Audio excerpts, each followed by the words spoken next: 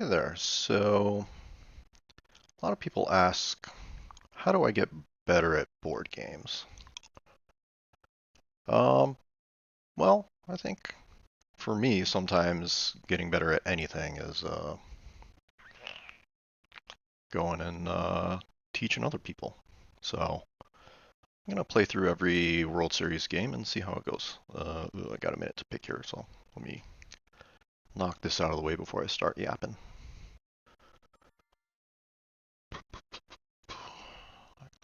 Like that. No steel target, so I don't know that I like IC that much. Actually, no, maybe Cupola City. Then we need power. Biolabs, why would I want that? Grass is good. Space Mirror? No, Lunar Beam. Power Gen.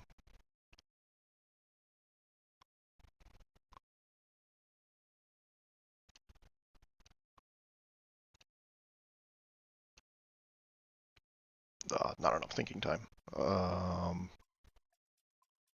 Sure. I think I messed up. Too much yapping, not enough thinking. Anyways.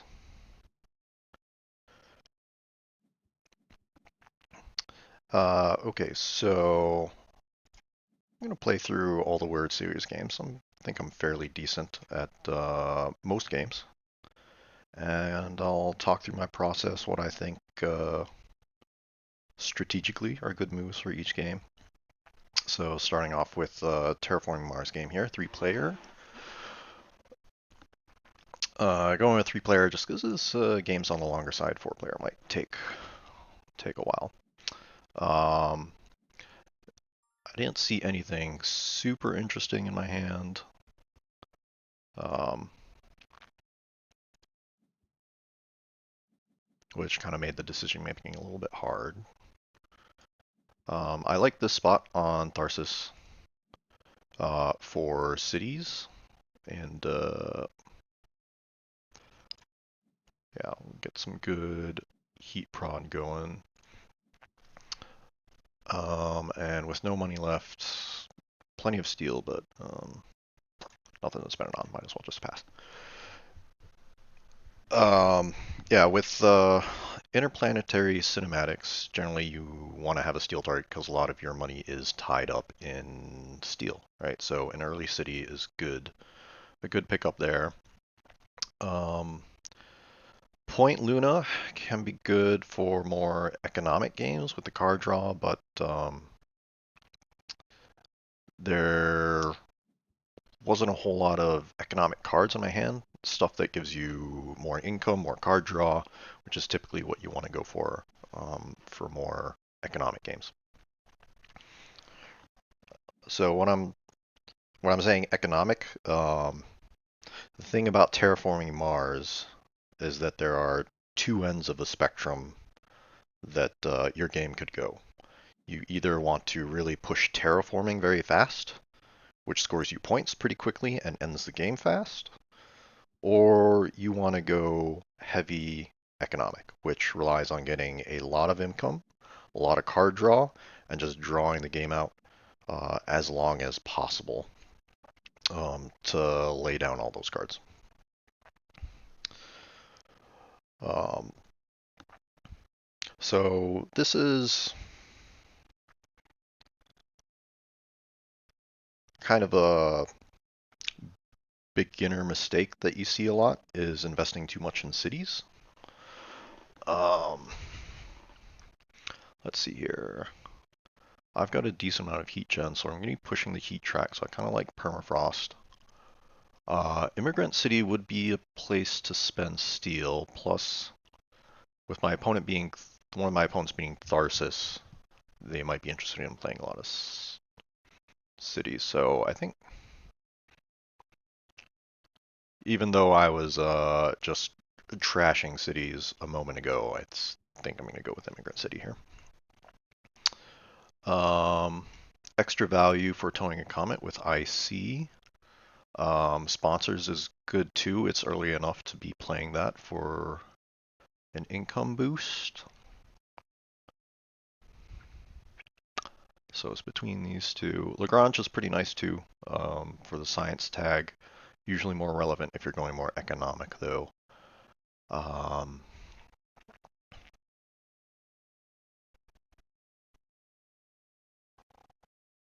yeah, I'm leaning into terraforming, so I'll go with the comment here. Oh, no, Deep Well is another steel dump, which is interesting. Imported hydrogen, also okay. Yeah, I think I'll go with heating so I can get my steel spent. Um, Actually, I kind of like all of these. These are all, well, not Immigrant City, but it's a way to spend my steel. So that'll get me down to 11. Steel is enough for these two plus 2, so I'll be down to 9. Nothing else in my hand that I want to play immediately, yeah, so I can afford to play the things I want to play. So I'll keep all 4 here.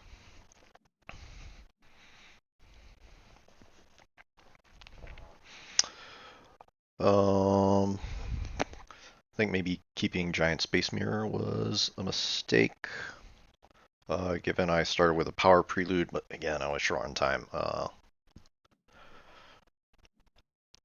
Didn't think that through. Um, but yeah, so in this game, I'm going to be leaning into the terraforming, and it looks like Tharsis is going to be helping me out there um, with a lot of heat prod themselves. Let's get this Immigrant City down before everyone else decides to play stuff. So,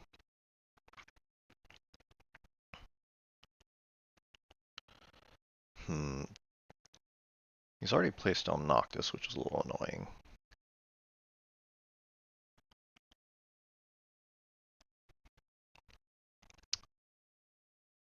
Yeah, so I'll go here, um, just so I can double up points when I do eventually place greeneries. I'll hold off on the deep well in case someone else raises temperature a couple steps. Tharsis will raise 1. I've got a heat bump next gen, so I can have 2 bumps next gen. So if Tharsis bumps 1, yeah, I'll save the deep well for next round. It cost me 1 money, but I expect Tharsis will take their heat bump here, and then I can do a double bump at the start of next round to get that extra heat prod in my favor. So that's something to look out for. Like, what is the benefit of playing a card right now versus waiting? Um, Physics complex is interesting, given I kept space mirrors and I'm gonna have the energy to turn it on. So I think go for that. Psychrophiles is also pretty nice. Like, it's a really cheap card for effectively 2 income. Um, Greenhouses is looking pretty good with how many cities are already on the board. Security Fleet is usually a trap for beginners. That's interesting that the other card I'm considering in my initial draft seems to be coming back to me a lot. But yeah, I like all of these. This gets me down to 19. I think it's fine. I don't have anything I need to urgently get out.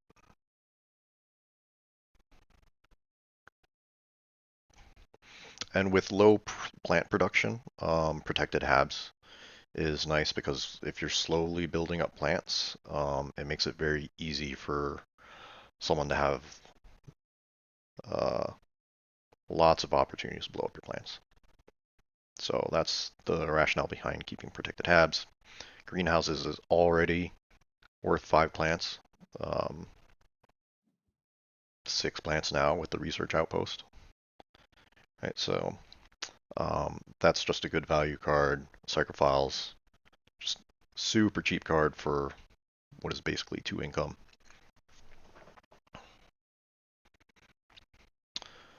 Um, so I think I'll play the Psychophiles first, just in case someone else is thinking of playing a Space Event.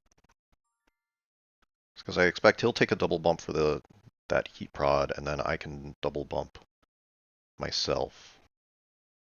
So I'll just play this first to reduce risk that becomes unplayable, and then protected habs just make sure my plants don't get blown up here. Um, let's see. So green did not take 2 heat bumps, which is interesting. Oh, wait, they did. Yeah, they canceled. Okay. Yeah, so securing that heat prod from themselves.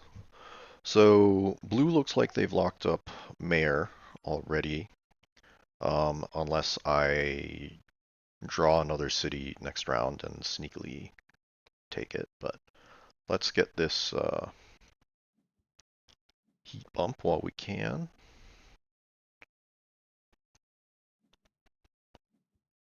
Another level boost for our heat production. With our last 11 money, do we have anything we want to play right now?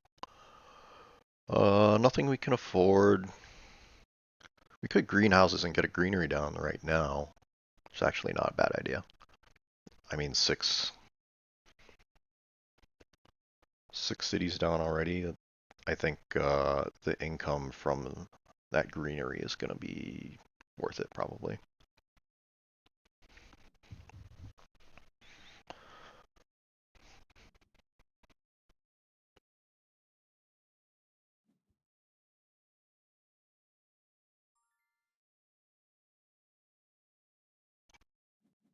So Psychophiles, get ourselves a little discount. Missing out on a third of a point from decomposers, but that's fine.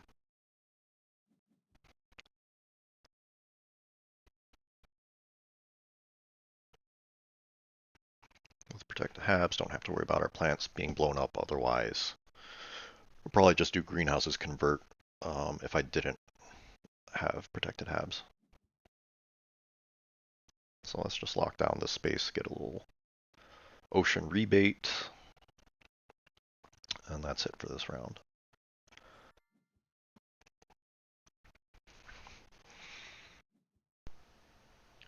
Ooh, Arctic algae. With only 1 ocean down, that's pretty amazing. I like that. Yeah, so that's a top tier card. Uh, almost forgot to look at the temperature requirement, but we're good there. Especially with only 1 ocean down, that is gonna pay big dividends. I'll probably able to grab Gardener at some point. So good on blue to fund Mayor quickly, because I am currently in a position. Oh man, these are all great cards here. Um,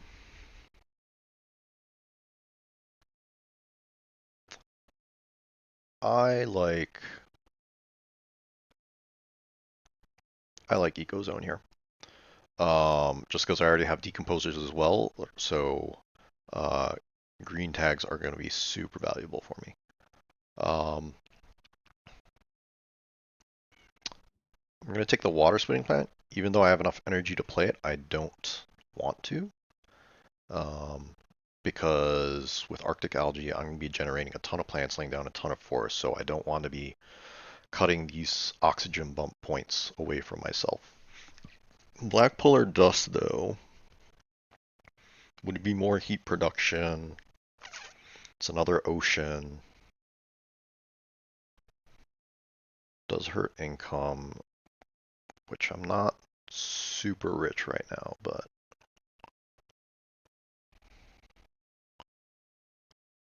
I think I'm on the fence, but I think I'll skip it.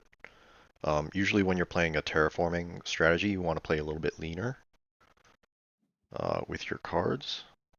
Well, let's undo that. action order here. I get half a point if we play Ecozone first. Um, do eat up a forest spot for ourselves, but that's that's fine. We have plenty of spots. Um,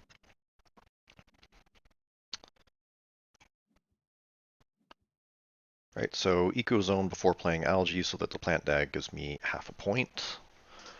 Now Arctic Algae is just going to be generating a ton of plants.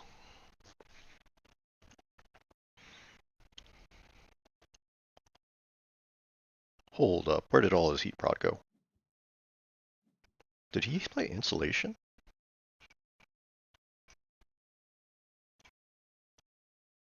That's crazy.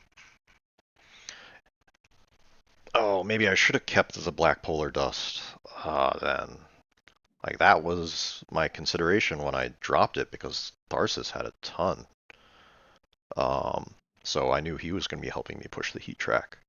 But yeah, converting all that heat prod into money is questionable.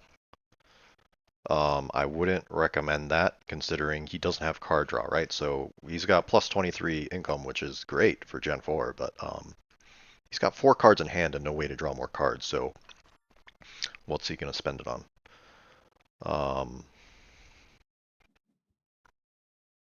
Right, I've got nothing else to do this round, so I'll pass. Plenty of good moves left in my hand, so I don't really need card draw. I have plenty of things to be doing.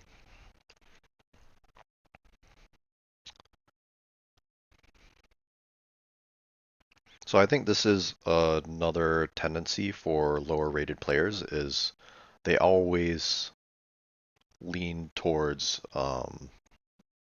the engine end of the spectrum most of the times. And to be fair, that is more fun to just get a ton of money, play a ton of cards.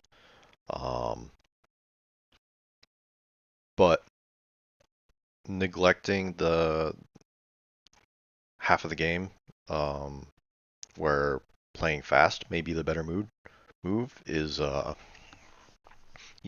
often a mistake. Um, right? I think to be a good board gamer in general, you have to recognize all the different win conditions you can have in a game and be able to execute um, either way. Right? So if you don't have the right cards to go for the engine strategy, um, that's usually not going to work out for you. So like this guy's got Mars U, discount, um, okay mineral generation plus alloys, so he's got a good economy going, and there's a little bit of card draw. If he gets more card draw, he's going to be looking pretty dangerous, especially with 13 cards in hand. There's probably a number of useless cards but the great thing about Mars U is you just cycle them out. Um, Martian Rail's usually terrible, but with 6 cities already on the ground, that's 6 income for an energy. Mining rights. Interesting as well. I mean, it's between these two. Normally, I wouldn't even consider Martian Rails, but with enough cities down, maybe.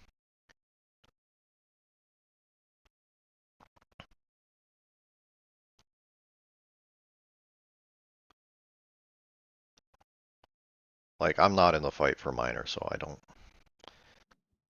probably don't need the mining rights. Herbivores. Like I said, I've got this whole green package going. It's going to be a good chunk of points, but flooding, I am a candidate to be getting hit with flooding. So I don't love that. But I think herbivores is going to be way more valuable. Comet. Love to see more oceans. And Again, remember, as IC, I get discounts on events. I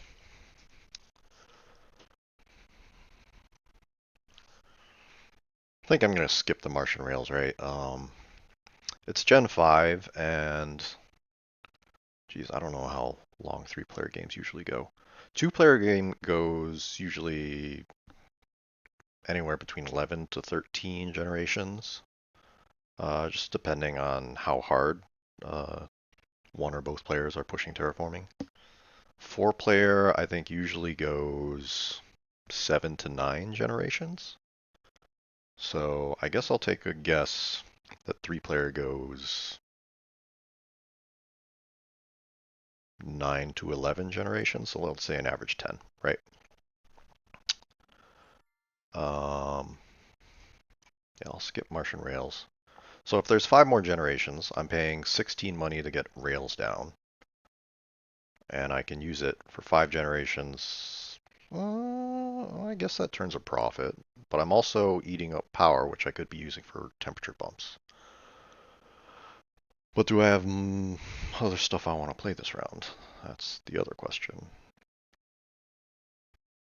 Nah, let's just go for it.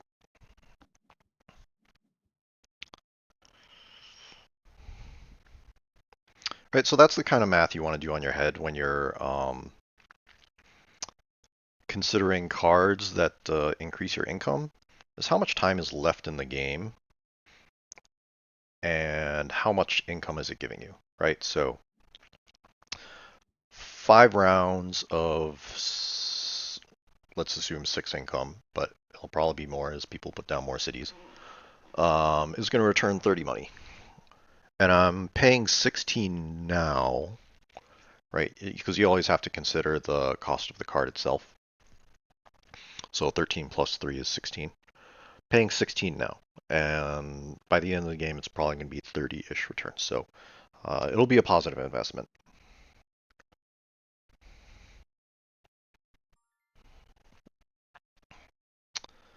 Let's...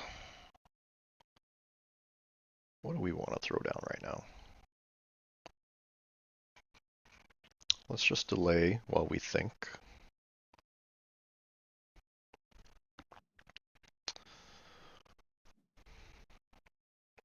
Right, and so a card like Martian Rails, you want to delay it towards the end of your turn, just in case anyone else decides to lay down more cities, but given um, that all their money's gone, it's probably...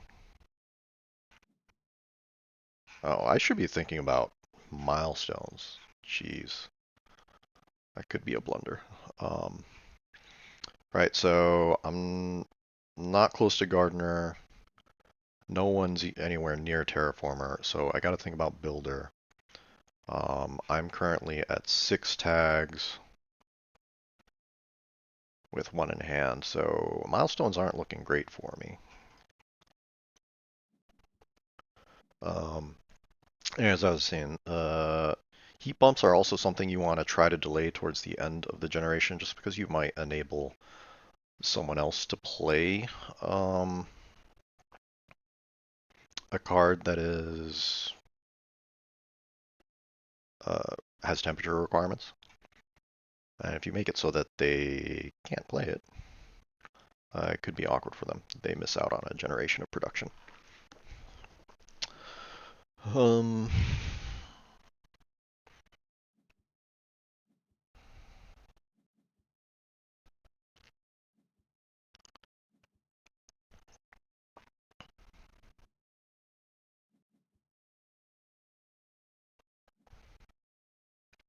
all right, blue's playing a bunch of science tags, getting a lot of card cycles, looking pretty dangerous. I mean, do I throw down the physics complex to see if I can grab builder next round? I would have to draw a building tag, is the thing. And blue would have to not draw a building tag.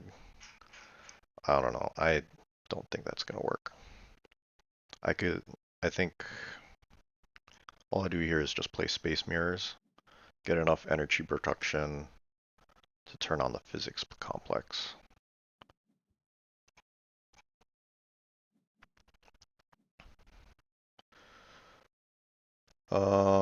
So one Earth tag, that's not worth it. Med Lab, there's my building tags, but being 2 tags away, I'm not going to get it, it seems. So, take away Med Lab, take away the science tag from blue.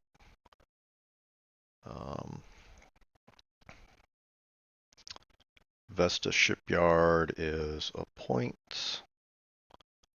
And Jovian tags are something that you always want to be mindful of when other players are playing heavier engine, because those are a means to score a lot of points.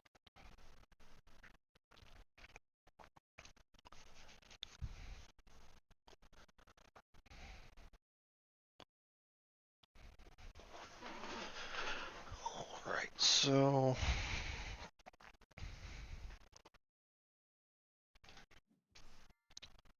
this isn't looking amazing for us right now with the lack of rewards. Mangrove definitely want to keep. That's a good chunk of points.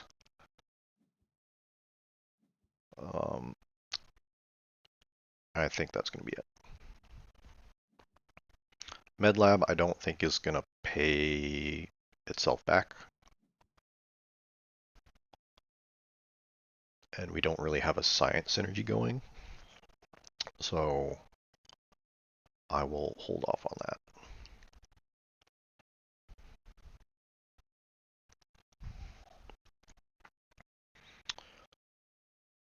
So I think what I'm going to do here,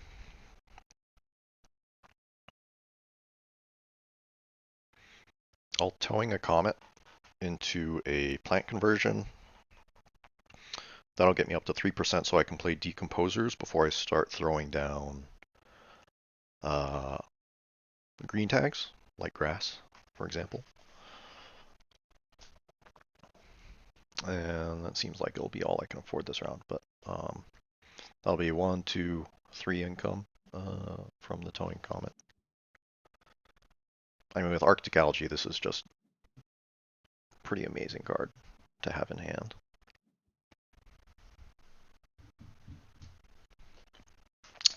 But what about awards? I could probably be thinking about Landlord. Thermalists? I mean, Thorgate's got a ton of energy production, so that's looking sketchy. I think we just go tow a comet here.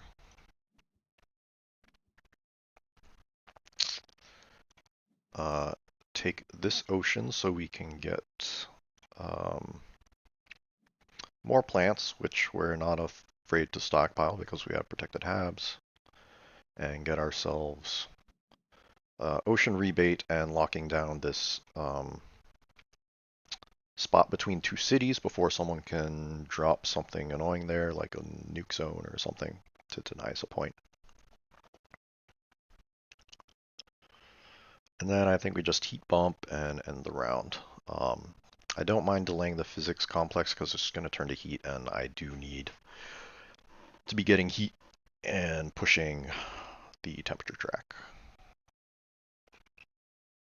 Yeah, and oh, actually it was green that grabbed builder, so I could have gotten it if I throw down physics complex prematurely, but I don't know. I think it's important to get this heat track moving. I've already invested in going for the terraforming game.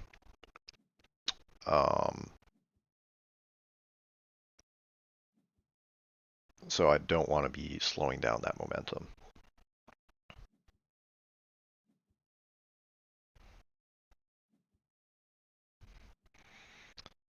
And I think this is the challenge I have with playing Terraforming Mars at these higher player counts. What am I doing? I have blue actions as well to be playing.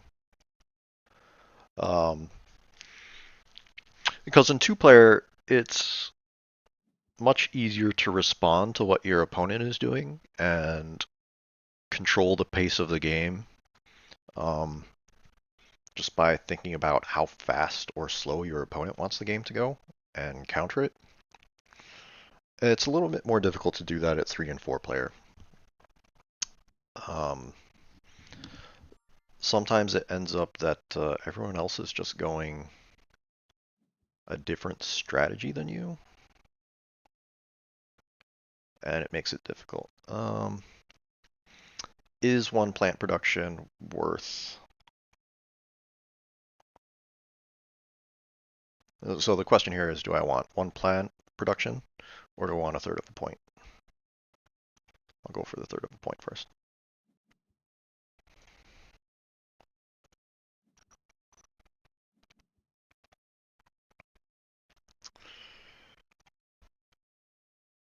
Oh, I can play grass. Thank you, Psychrophiles. You can have both.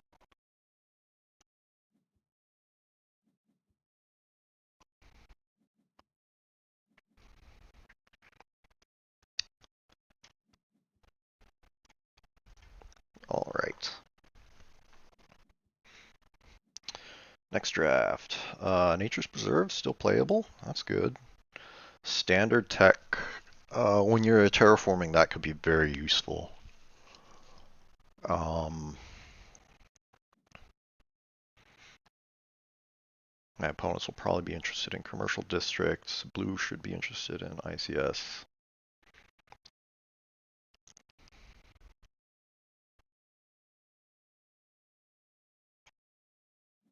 Yeah. We do need a second science tag for to lay down the plantation, so that's why I'm considering that. Probably way too late to get GHD online. I have 2 insect tags. Worms is just not a good card.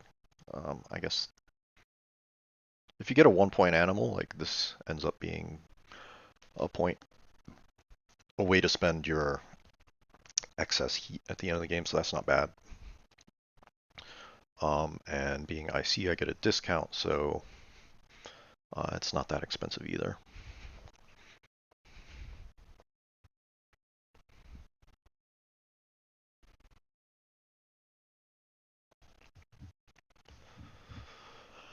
Okay, okay. Yeah, so I think I do want a fun landlord, and Nature Preserve will help me with that.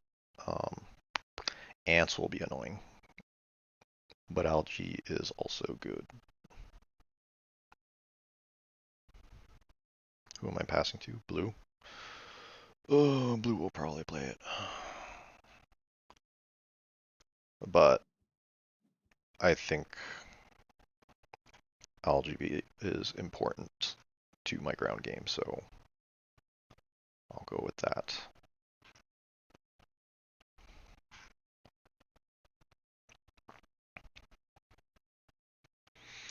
Yeah, let's invest in landlord.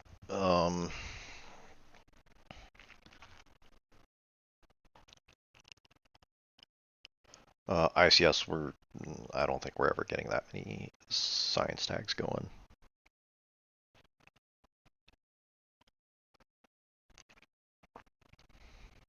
Right, so I was saying, I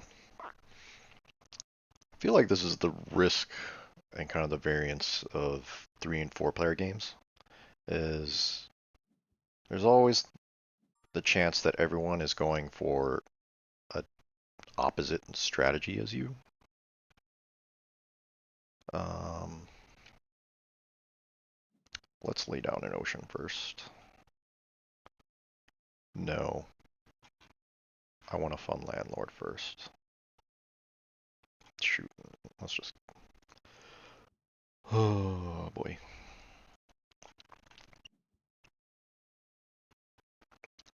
Let's hit green because he actually has plant production and he has more plants. And let's get this spot for a discount.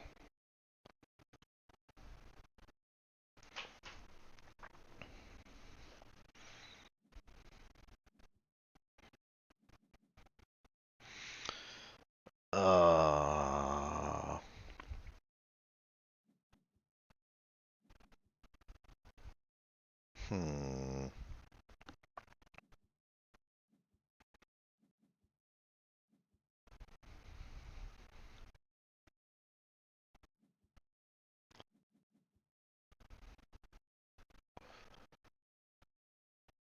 If I throw down Nature Preserve, I can get another plant conversion.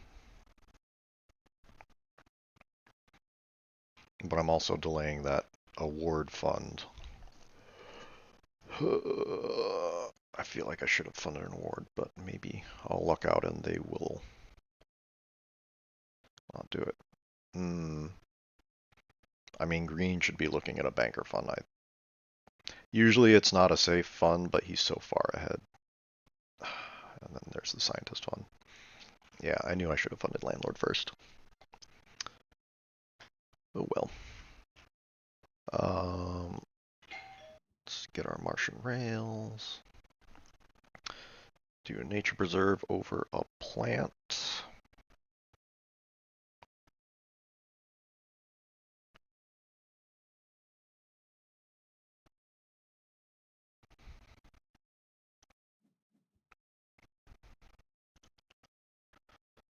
We'll do down here just so that we have more options of places to place greeneries in the future. Um, this is a nice spot to get ocean rebates, so having nearby access to that is nice. Also, no one's going to be placing a city in this corner, so this will be a safe spot to place some greeneries without other people leeching points off of it.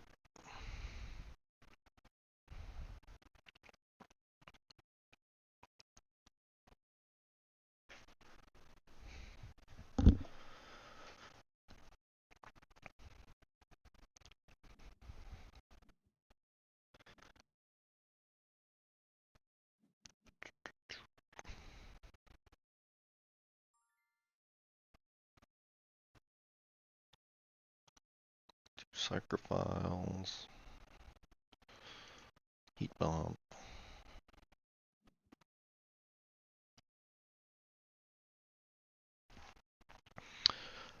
Then we'll convert just to boost our income again.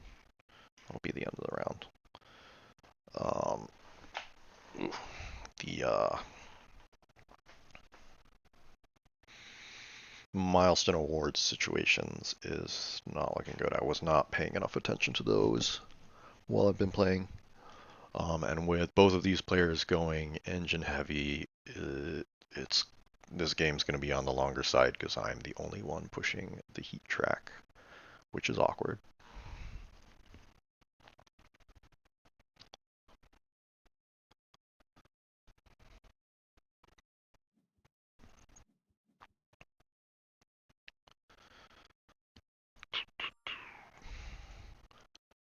Do a conversion.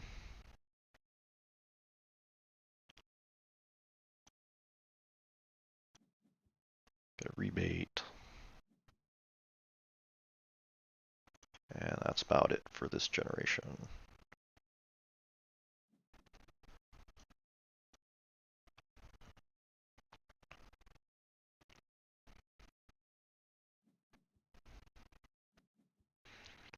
Lava flows and arrow breaking. Ooh.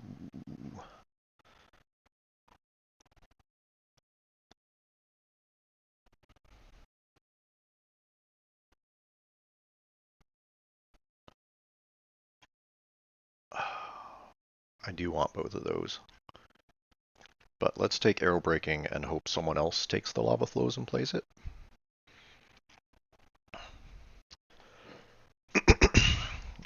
um,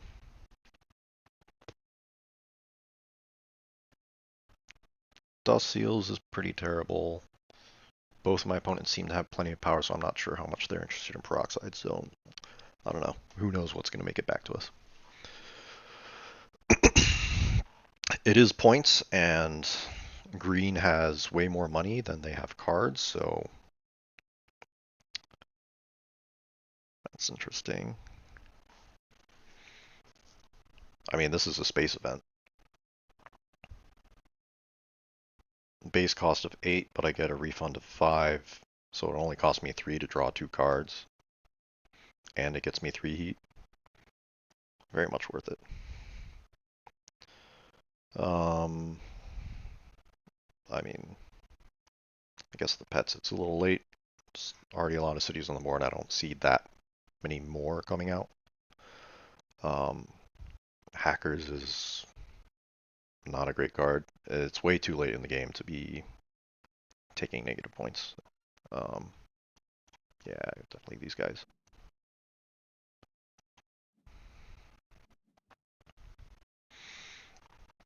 This will help us get a second heat bump this generation, which then helps us play Permafrost, gets us another plant conversion.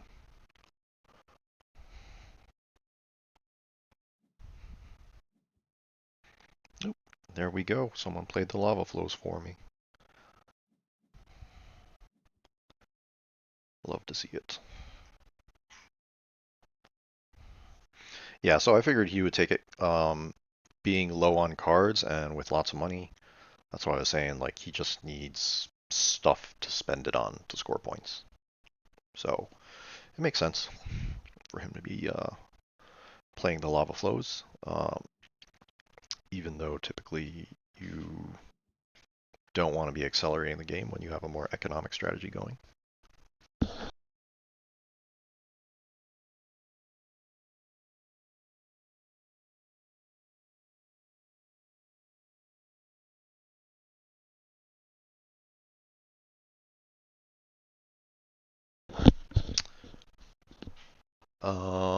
Let's see, where was I? Yeah, so that's the danger of having lots of money but no card draw.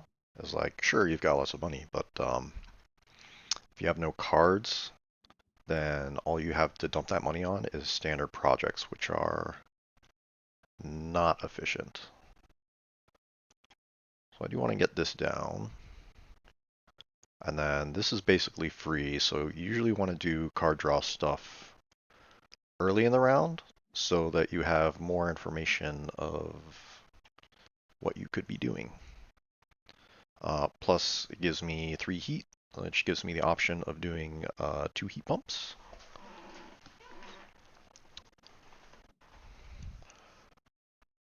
Which now puts me in range of this free ocean if I play Big Asteroid.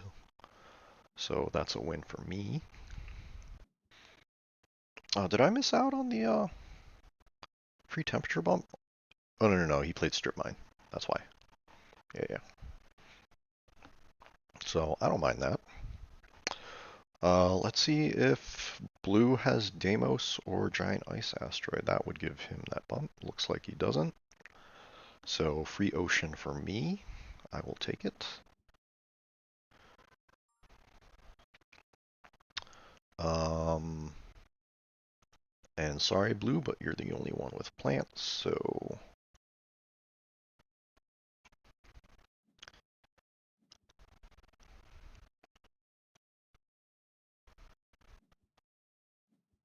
danger of no plant prod is when you'll just have a bunch of plants sitting around forever. That could be blown up at any time. And what do we want here?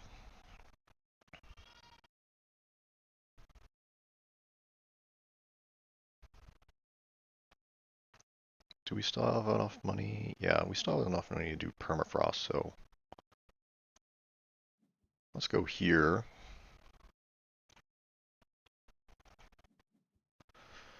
Interesting. It might be a little late for Earth Catapult. Um, these guys would love to play it, but I'm trying to end the game reasonably soon.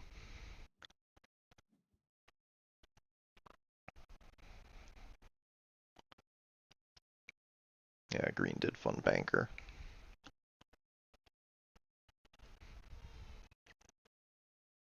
This is another challenge of playing a more terraforming strategy is you're lean on money. So finding the time to fund an award for 14 can be tight. And I think funding an award for 20 is mm, marginally not worth it. You can usually find more value for money out of cards in your hand at that price point. But let's go permafrost. Get a double discount here, or a double rebate, which then gives us enough plants to convert for triple rebate.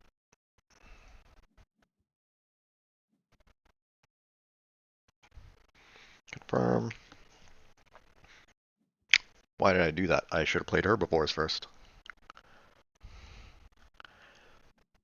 Oh well. So that cost me half a point. What else can I do this round? Saving this spot for mangrove, because it's just a point. Man, yeah, I should put the herbivores down. I also want to get physics complex down because we're almost done with heat. Hooray. Let's see, Psychrophiles gets me 4 money. Martian Rails gets me 1, 2, 3, 4, 5, 6, 7 cash. I don't think anyone else is going to be throwing down a city. Blue might. He's got a lot of steel. Probably not, though. That's awkward for me. Now I'm, for future turns, an energy short of doing both physics complex and Martian Rails. Um, just do Psychrophiles and herbivores for now. I'm more worried about green. They're almost 20 points ahead of blue, so we'll kill his plants.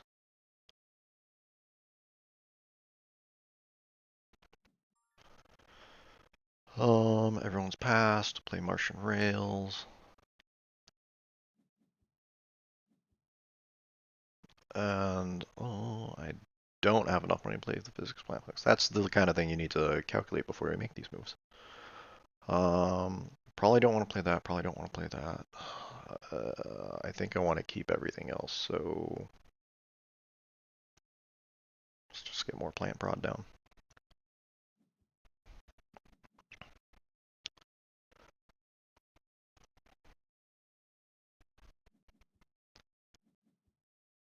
And then we'll do a heat bump. Da, da, da, da, da.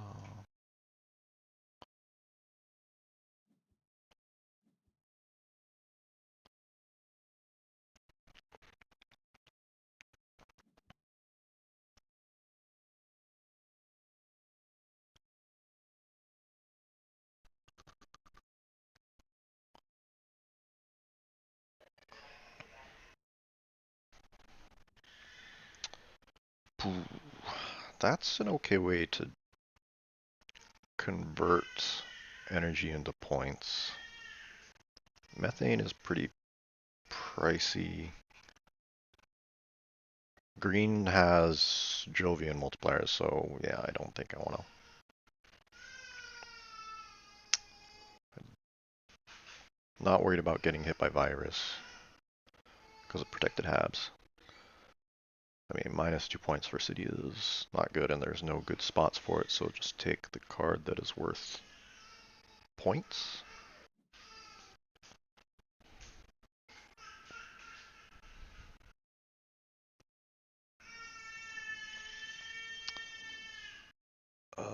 Ooh, yeah.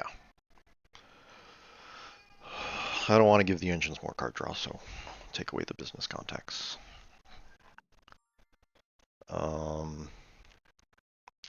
And I don't think I want any of these.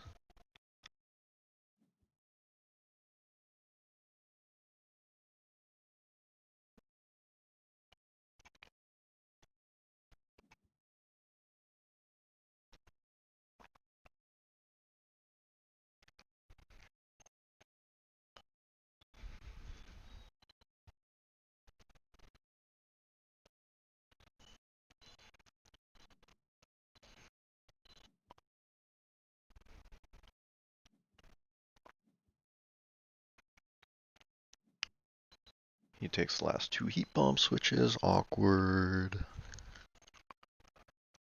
Um, what do we do? We're kind of running out of stuff to do, so maybe the Earth Catapult is worth it.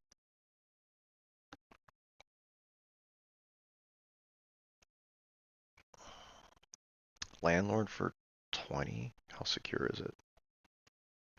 I mean, green's not super far behind. But I've got a couple coming, so...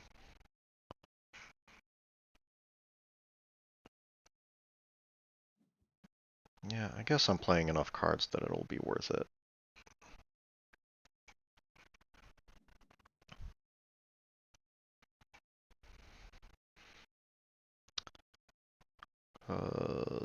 If I definitely play these 4, that's 7 money refunded from it, which means that it will have cost 19 for 2 points. But every other card I play will keep reducing that cost. I don't know. Maybe it wasn't worth it.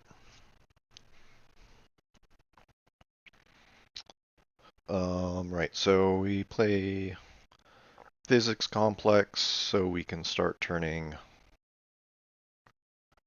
that power into points.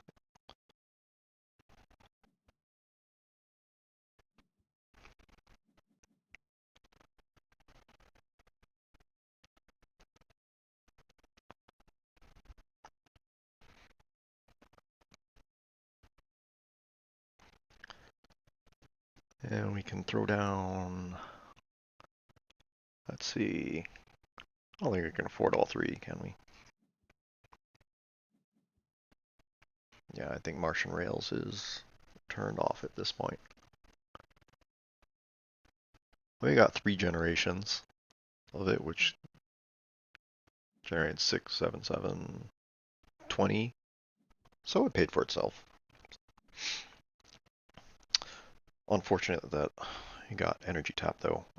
With blue getting a central down, yeah, they're in the rear for points, but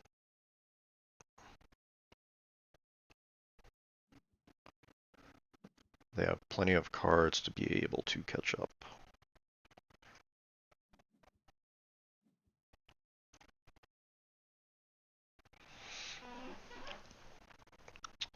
Robo Workforce we might want to hold on to give him -2 if he doesn't have more science tags. He did find some card draw though, which is concerning for us.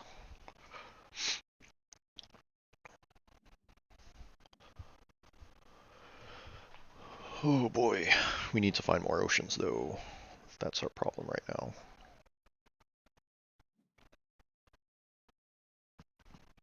So we do not want this game to keep dragging on.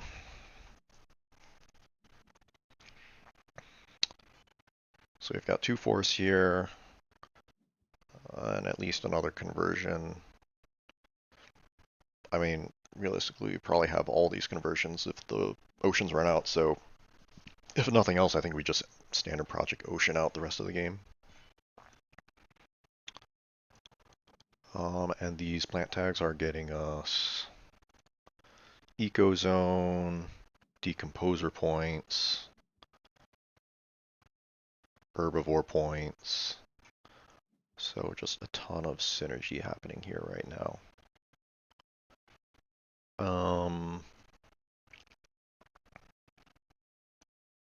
Let's skip what we think if we want to place other stuff. So what will we copy with Robo Workforce? Do we have anything worthwhile? Energy, we get energy. And that would get us some money from Martian Rails next turn. And it gets us a tag to fight him for 2nd place on Scientist. So, yeah.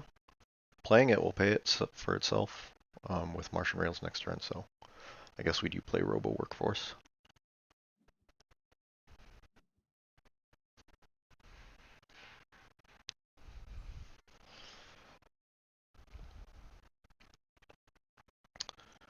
And then Heat Trappers.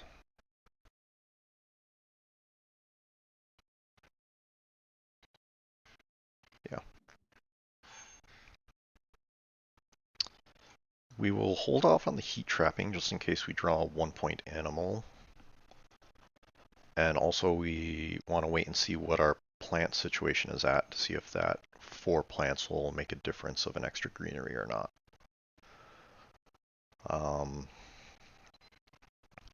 Because a greenery is 1.5.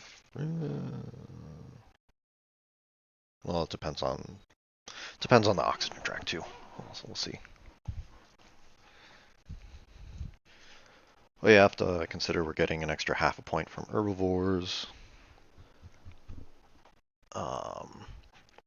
So half a greenery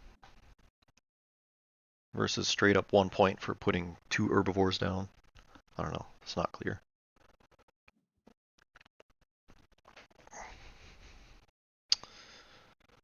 Green lays down the predators, but fortunately we've got protected habs. And blue doesn't have... Oh, wait, no. Blue laid down predators. So they're taking away livestock from green, which is great. But blue still has 13 cards left.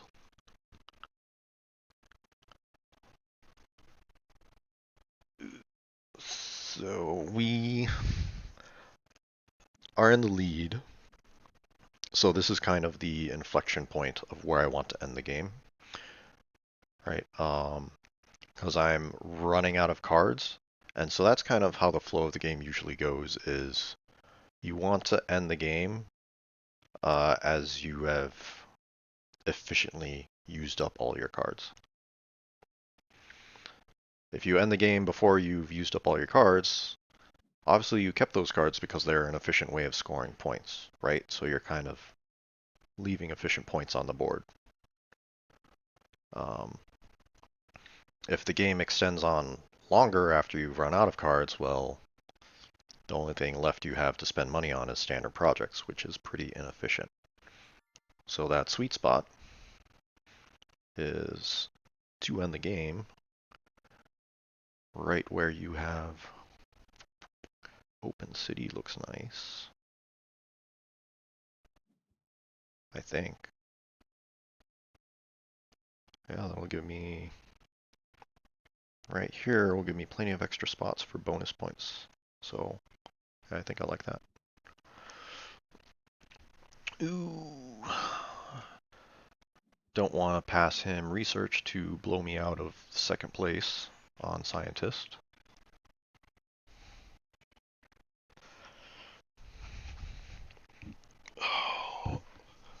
But the question here is, where are we getting these 4 oceans from? Passing the green, he's not going to do anything with power infrastructure. Tardigrade's also useless, so I guess these ones don't really matter. That's dead. I think I do want to keep that, but I mean, 4 oceans cost what, 36.72 to say and project them all down. I can't do all that myself.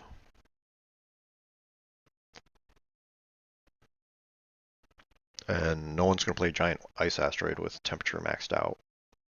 I saw Ice Asteroid a while ago, and I don't think it was played, so I don't know why it would get played now. So I think we need to hold on to research just to give us more runway of not having a dead turn in Gen 11.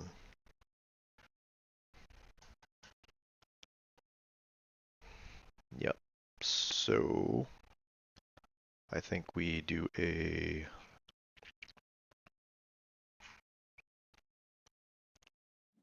conversion over here.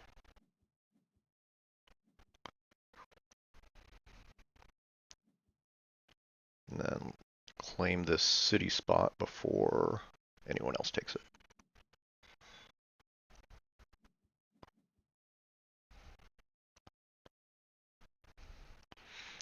That also secures us second place in banker to keep us a little bit ahead of blue.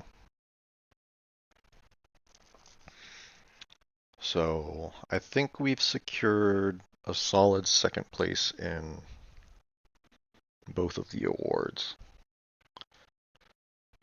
which is okay. I mean, the scientist fund for blue is definitely still efficient. 8 money for 3 points, right? Because if I get second place, it's only a 3-point advantage over me. Still pretty efficient for you, but the banker fund for green is probably still good for him because look at this massive income. Like, what else is he going to spend his money on? But 14 money for 3 points is it's still okay. That's still average value, I think. I think the thumb rule is like you want to be looking for about getting a point out of 5 money spent ish.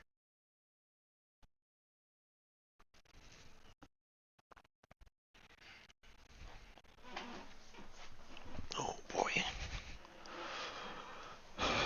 Oceans are what we need.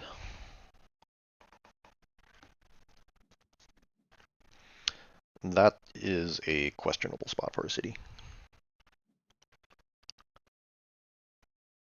What is that? A standard project city? Right, that's what I'm saying. Like, you got all this money, but what are you spending it on? The standard project city in the corner for 25? That's 25 money for 2 points. Spending $12.50 for a point is really bad value.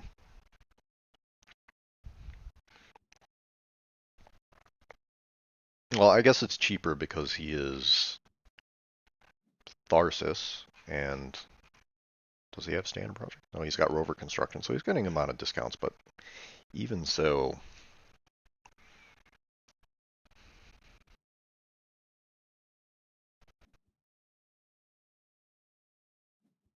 it's not great. But yeah, that's also why I want to get that city down quickly, because I want to claim the good spots before the opportunities are gone. And I think we got to lay down plantation to get this last heat bump or oxygen bump before anyone else claims it. And we'll throw that down here for a little 2 money discount.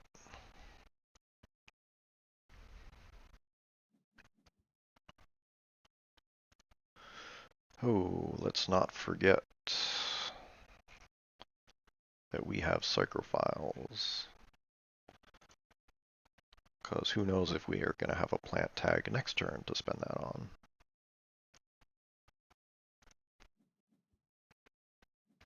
So potentially save ourselves 2 money there.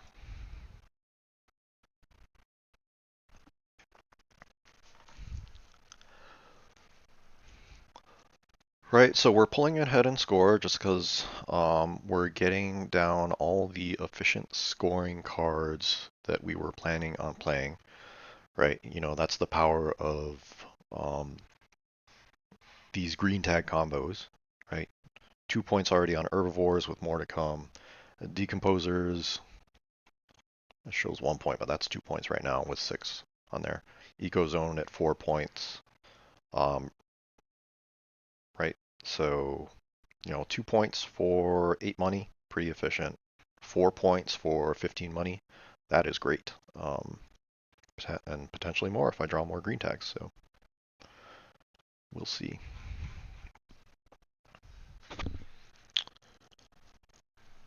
Um,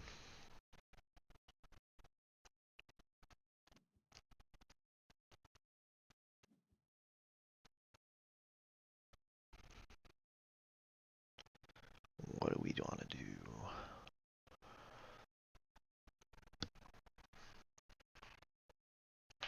I think we want to stand Project Ocean.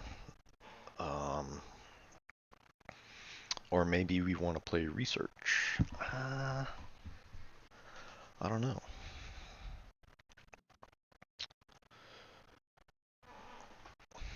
So research, on one hand, will let us see more cards to give us more information of maybe there will be something in the draft that we'll consider keeping, considering what research draws. Or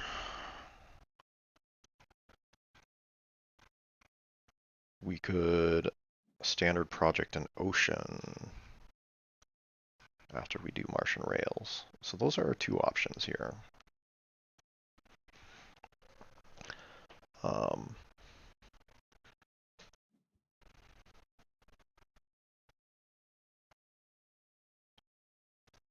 right, so green is now standard projecting greeneries. Again, that problem that they have no more efficient cards to be playing, so they're just dumping money on standard projects. And Crystal Penal Mines. See the one with the Jovian tags? Yeah, green's the one with the Jovian multipliers, so I mean that's not bad for him. That is a good way to dump your money. I would be really worried if he has Terraforming Ganymede. Um, so here's the question: do I draw cards or do I standard project an ocean?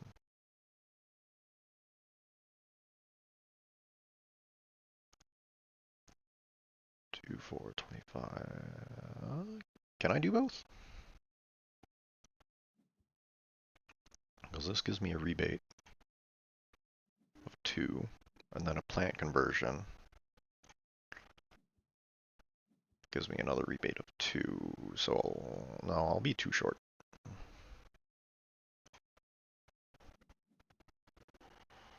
Do I want a business network though? That will also let me see 2 cards. Building industries ain't happening.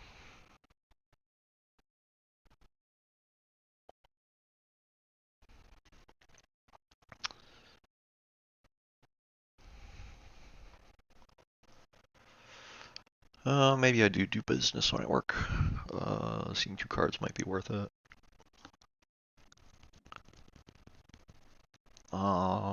But what could I possibly draw? I mean, more green tags is always good. Like it's a bonus 2 points from this combo. Maybe I just save my money and fund landlord next. Oh, green is on my tail for landlord. So maybe it's good I didn't fund it. Um,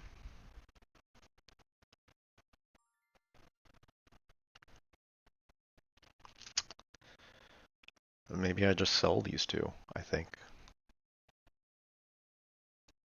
Yeah, I'm not going to play these. Let's sell these. Secure ourselves second place for scientist. And go into the next draft knowing that we have bushes.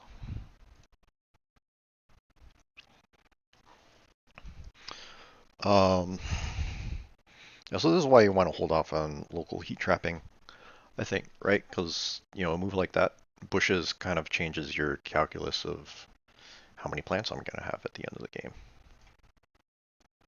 So,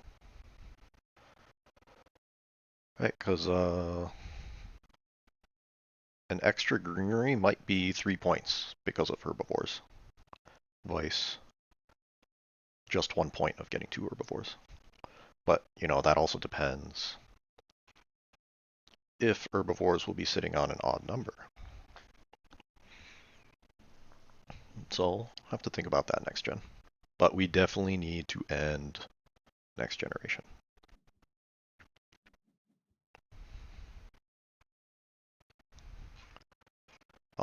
Physics complex certainly helps with just a passive 2 points per turn being generated there. Meanwhile, right, 2 points per turn for free kind of makes up for this massive income disparity. Uh, right? Because, yeah, sure, he's got an extra 40 money, but, he's just going to spend it on what? 23 to get a greenery? which gets him 2 points, maybe even 1 point, right? If he has to place it next to someone else's city, which it looks like he does. Um, okay, what have we got? We're passing to blue. So he's not the Jovian person. That's dead. Capital is, I mean, there's no good oceans to place it next to. Um, could score some decent points over here. Uh, but he could use it to tie me on banker. Way too late for media group. So I think we take capital so that blue doesn't fight us for second place banker. And hope that they cut the Jovian tag away from green. These are worthless. I mean, this is potentially a point, so we'll take that away. And then this is a point. This is, I have 5, 9, 13 events played. Spend 9 money to get 13 cash, so that's positive. Why not? So I think we just keep that. Capital's not worth it. 27 money for,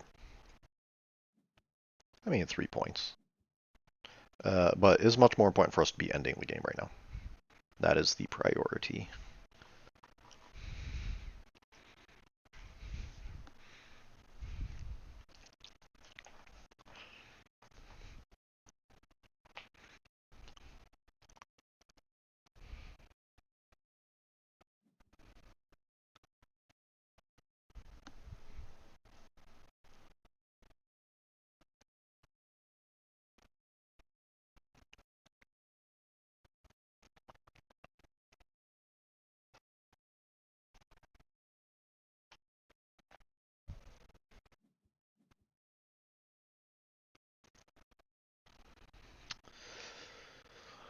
Alright, there you have it.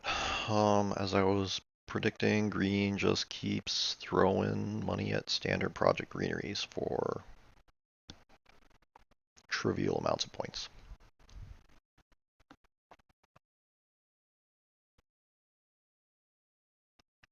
He's 7 points behind me, but has already spent so that he has less money than me.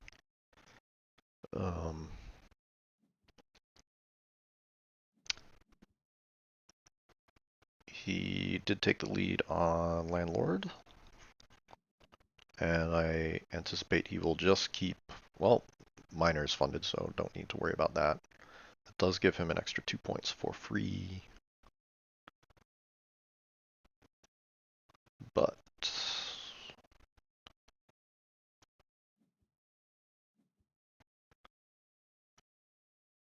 we're gonna standard ocean down there so that we can get these rebates.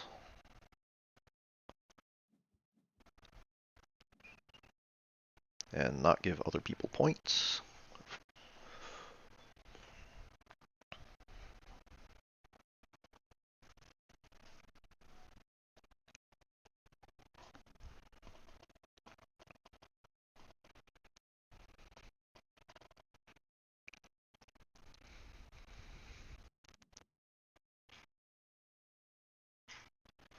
Oh boy.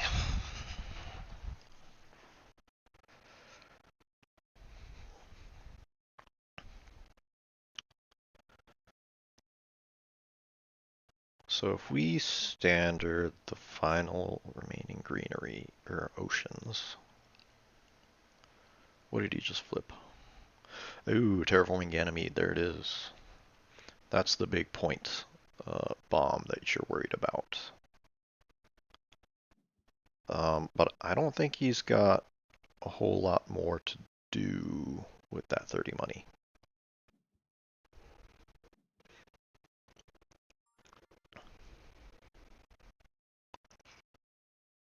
So I'm still getting 2 points from Physics Complex. Media Archives is going to give me a bit of a refund. And, oh, did someone hit my plants? That's annoying. I was thinking I had just enough plants to do a um, conversion. So let's see. So 2 oceans gets us 4 plants. If we place them here, that gets us 6 plants.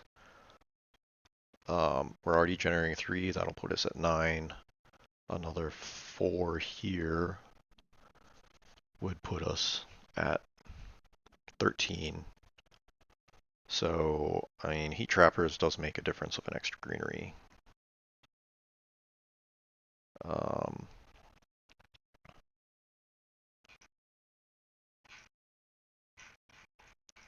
what do we do?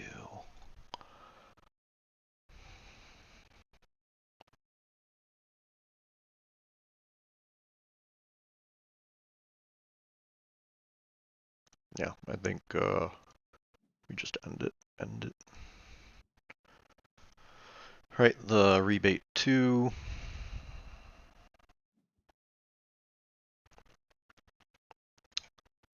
Um, we have to end the game here.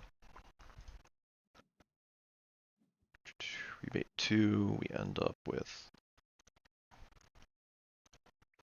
5 money left. When we play Heat Trappers, our Corp ability will give us a 2 back, which then gives us enough to play Media Archives, which I think gives us enough to play Bushes. Question is, do we play... Okay, so we're at 6 herbivores. We're definitely getting 1 conversion. So a second conversion gets us another point from herbivores. So an extra greenery is worth more than 2 herbies.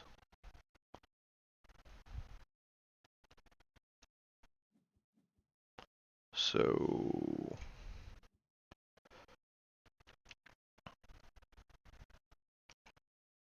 right, because 1 extra greenery gets us 1 herbie, which is the same amount of points as getting 2 extra herbies.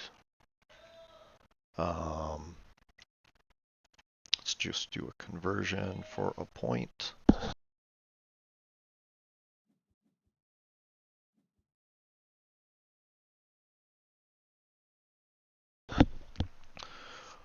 Right, and then I mean, we got enough to play bushes even without the media archives. But it could still matter for tiebreaker, but I think I got this. Green's out of money.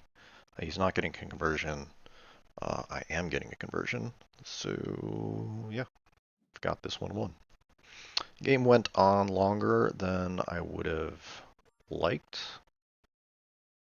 But both the other players went engine, and they were each missing pieces that the other player had.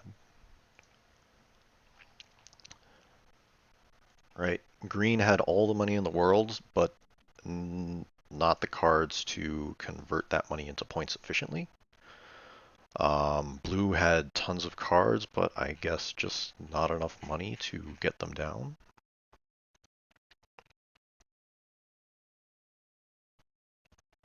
So I'll go into the final turn here, do our last conversions. This green is basically going to be 1 point, 2 point advantage over blue, I guess, because I'm going to have to place it next to a green city. Right? Yeah. Go here.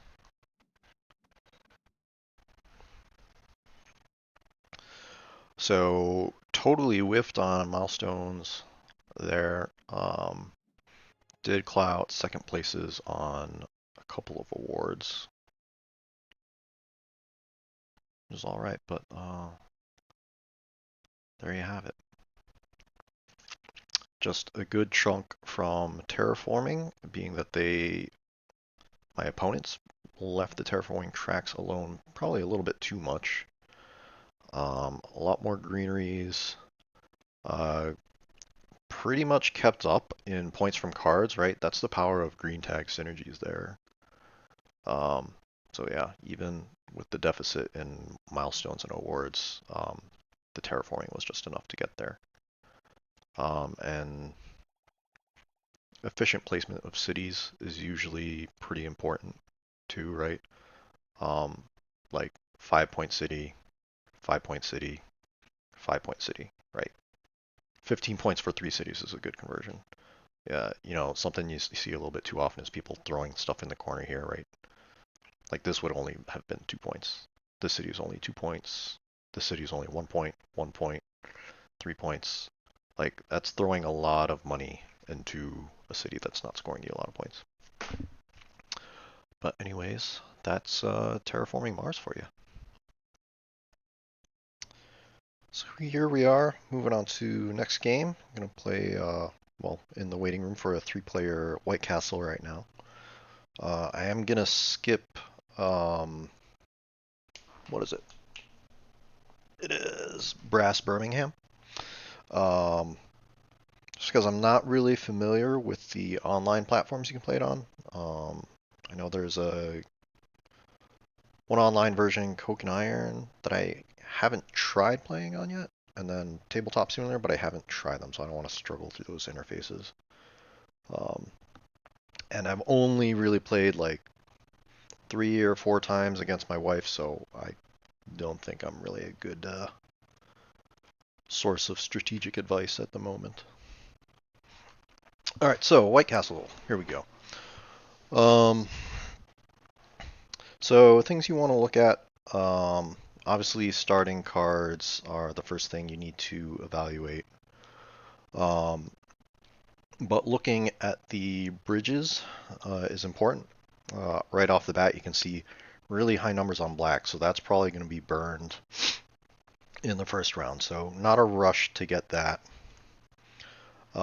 Second best left gardener is probably this one. 2 free resources that generates you some resources to use throughout the game. And let's see, I'm going to be going first. So actually,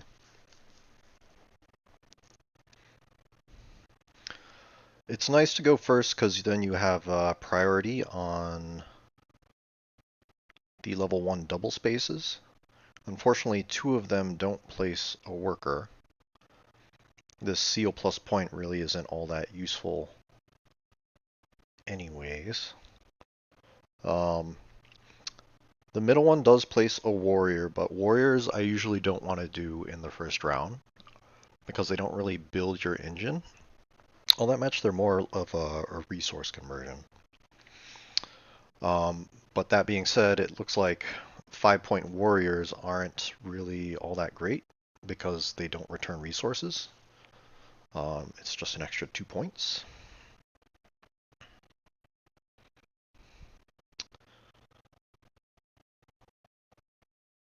So for my start, I probably want to get 1 food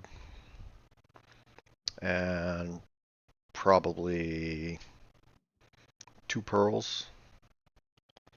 1 food just so I can get this farmer, and pearls just because to get some courtiers down. And maybe try to grab this level 2 card after 2 courtier actions. So both of these are iron lanterns. I usually prefer iron or pearl lanterns over food. This one gives 1 more resource, 1 less coin. And that's probably all right for resources, actually. Because if I go farmer force first, then that gives me 2 of what I want, so I can get the pearls that I've been saying I need. Also, farmer 1 gives a bunch of pearls, so I think I might go this one, just because 1 resource is generally more valuable than 1 coin. So I'll just get a head start. This wild gives you the flexibility to do whatever you want, but I think the resources given is sufficient to be able to do what I want in the first round, so I'll just go for the one that gives me more resources. No reason to rush a left black bridge because it's only 3-player, right?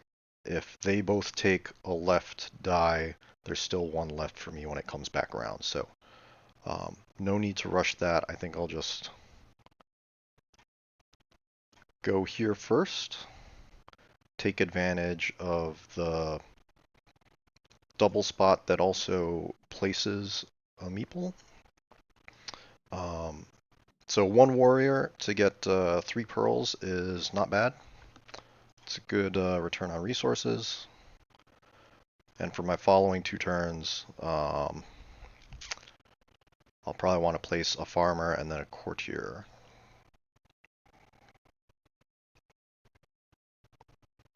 I don't know if I want to go straight to level 2, but might as well. Could prepare for it. Well, I'm going to get resources with this single farmer anyway, so might as well get food, right? Because you can get pearls from the well, you get pearls from the warriors, so food's going to be a bit harder to come by. And I'll get iron from my lantern, so I think I'll want to grab food now while I can.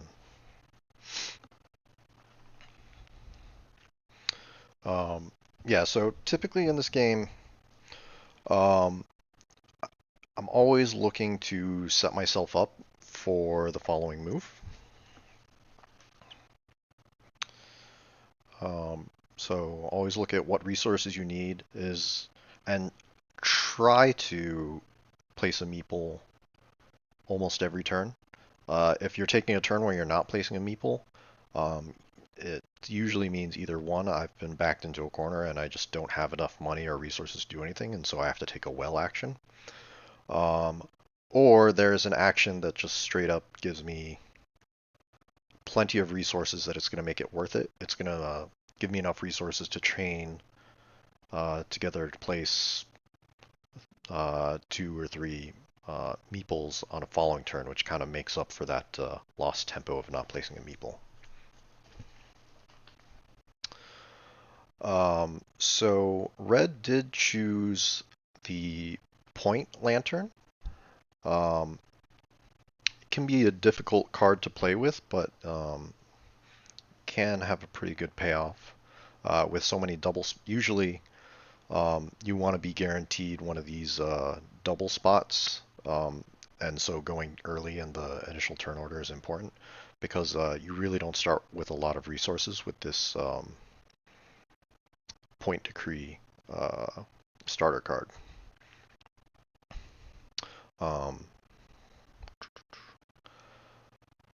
So 3 warrior is usually an action I try to avoid because it's turning 3 iron into an action. When earlier in the game you want to be churning your resources, and so turning resources into more resources, right? So that's why 1 warrior is good. Turns 1 iron into 3 pearls, so it's a positive resource gain. And it gets you the same amount of points as 3 iron, right? So they both have a 1x multiplier.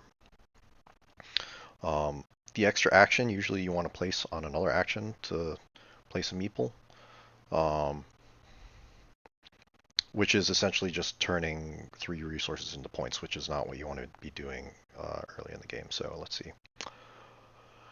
I probably...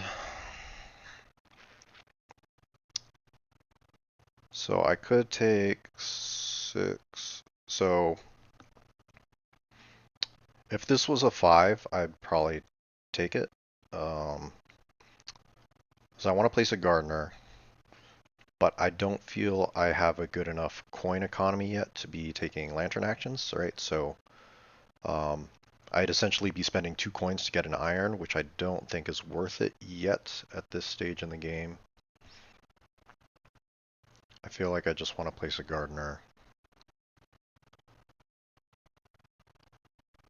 The white dice are too low to go here. I don't have a seal to go in the bottom row. So we're just going to take the 6 while it's available to build up some coinage. And since there's 3 player, there's 4 spots left down here to place a courtier later. Maybe I just want to place a courtier now. Seems like those...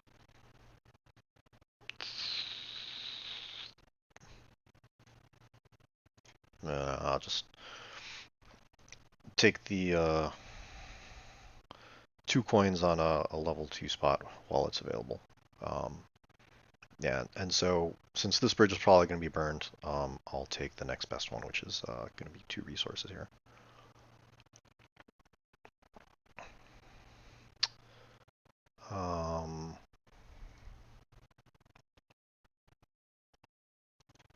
Yeah, let's keep our food up.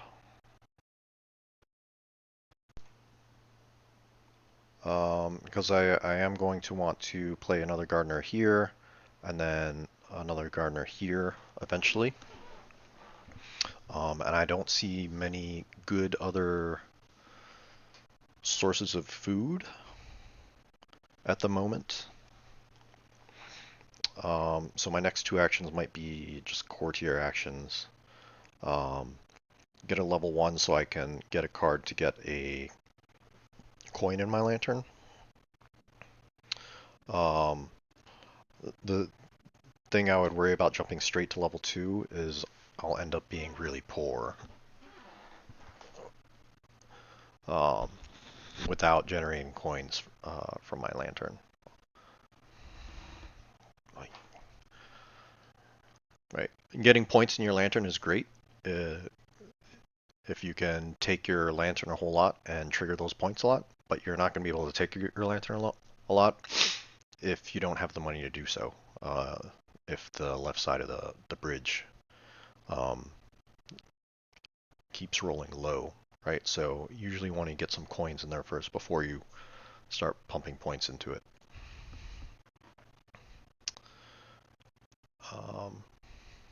So what are my opponents doing here? What am I looking to do next, right? So usually the play pattern I go for is in the first round, try to place 2 farmers and a courtier, or 2 courtiers and a farmer. Like I said, those will generate resources or generate an engine for you, right? Obviously, farmers, trigger at the end of the round gives you more resources, and courtiers they start getting stuff into your lantern, which is important as you get into the later game. Once you have a beefy lantern, you can pretty much take any dice you want from the left side, um, and that's just an extra 1 resource per turn to be able to turn into points.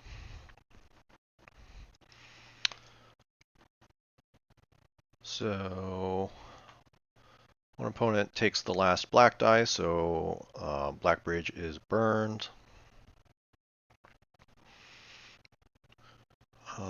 Do I want to place a farmer for seals, though? That's a question. I mean, normally, if you have a game where you place all 5 farmers, obviously it's more point to put the 3 on the right, 2 on the left, because the ones on the right score more points. But it can be difficult to pay for all of the farmers on the right. Puts a lot of strain on your coins, so you either need really high dice or a lot of coins in your lantern. Um,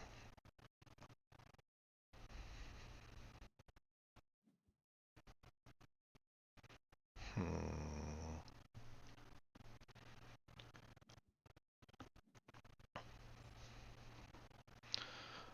The reason I'm considering placing another gardener for daimyo seals is I have no seals, and there's a lot of double actions on the first level, and you aren't able to place meeples from the first level unless you have seals. So I might want to do that. Another good thing about getting a lot of gardeners out is that it builds up that middle row on your personal domain, which can be a big source of iron later on for placing big warrior actions. Warrior 5 is, I mean, the biggest point action you can get. If you've filled up on courtiers, then it's worth 10 points. But yeah, I think it looks like both the red and the white bridge should live.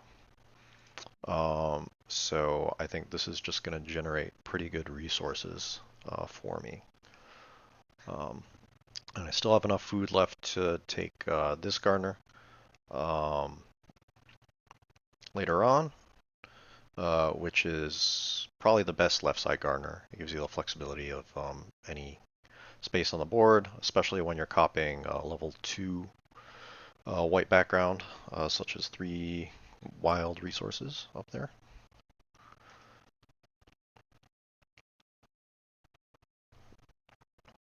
Right, so this game is just kind of a constant churn of generating resources and converting them into meeples, which convert into points. Most of your meeple actions, I think you'll be happy if they at least um, get you back the resources you put in. But if they get you back more than you put in, um, that's more that you can convert into points later. All right, so I kind of see this um, game as a sequence of balancing your resources. Right, you choose dice that you know get you coins, and the more coins you build up, the more flexibility you have to um, get more resources. Right, if you have more coins, you can take more left dice, which generates you an extra resource, um, and other things, depending on how much your lantern is built up.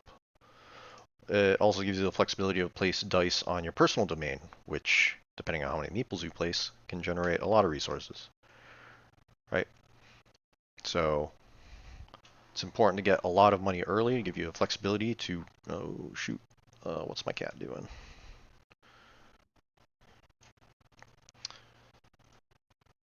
Right, basically you generate a lot of coins, you use those coins to generate a lot of resources, then you convert all those resources into points via placing meeples.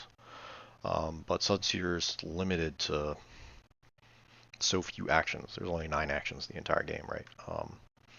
And 15 meeples to place, um, you can't afford to take a whole lot of turns not placing meeples. Um,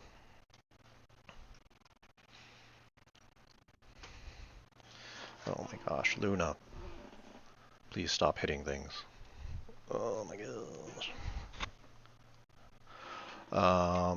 Right, so now we've got plenty of seals to go to the level 1 spots as needed.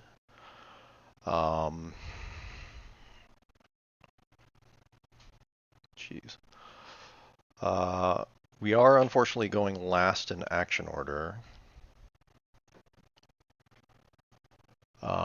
But I've got the food I want for my next farmer. But I also kind of want to place this farmer as well, so I want more food for that. I'm fine on pearls, because I only want to take level 2 actions, or single movements for my first couple of courtier actions. And iron, I think, can wait. It would be nice to grab 2 iron, and if they let me take this action, that would be great to go straight to a level 5 with the iron and lantern, but someone might take it with a courtier action. They might put high dice on that spot. Oh my gosh.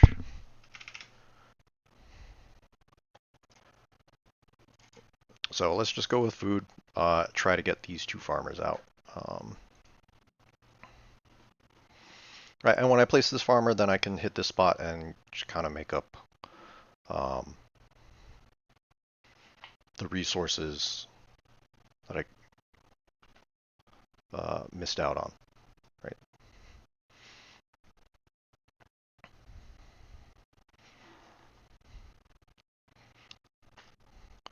Do, do, do.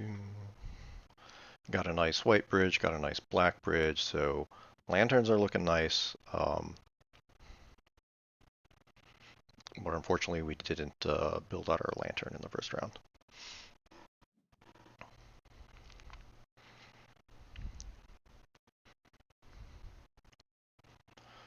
which is also why we're going last.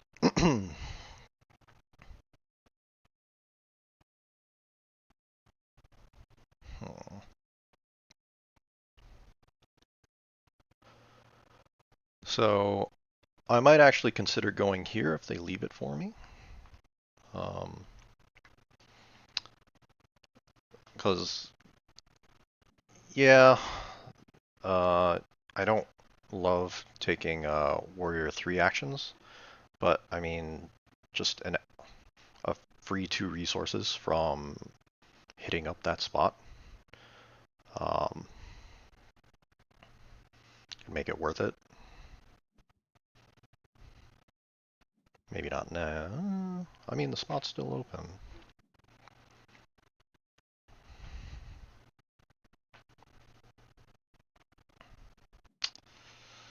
Hmm.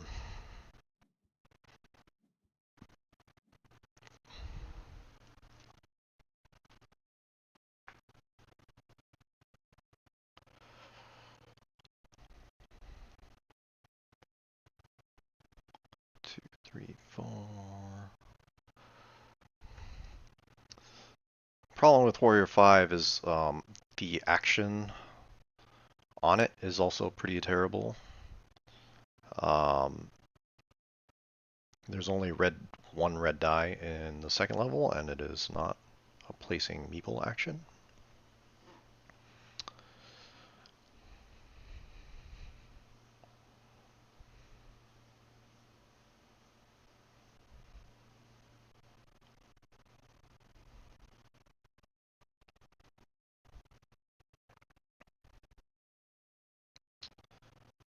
Oh yeah, and going back to Gardner strategy, like I said, placing the 3 on the right, 2 on the left scores you more points, but that is also difficult to do when one of the ones on the right is a place a Gardner action.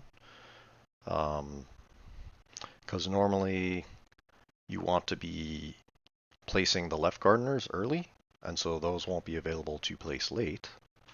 And then later on, uh, it might not be feasible to have enough food to be placing 2 gardeners on the right side with this action. You know, paying 4 to play this action and then having to come up with another 4. Right? You can only do that with the seal trades, which can be pricey and difficult to accomplish. Um, Not to mention all the coins you would have to spend to activate 2 right side gardeners, so that can be hard to achieve.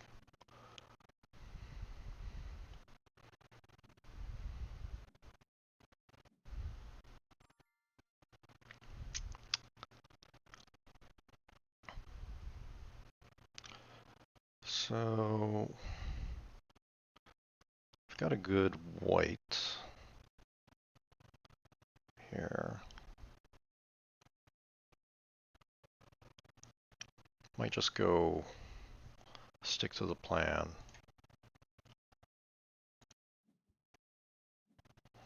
Place that gardener. All right, 4/5, even though my lantern only gets me an iron, 1 resource rather than 1 coin is worth it. Maybe I should just go straight into this guy right now. It's not bad. But then I'm a food short to then take this later.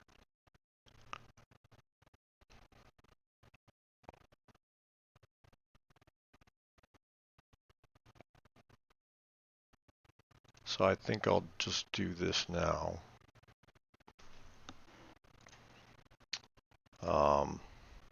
Get the 1 food so I can take this action. Do I want...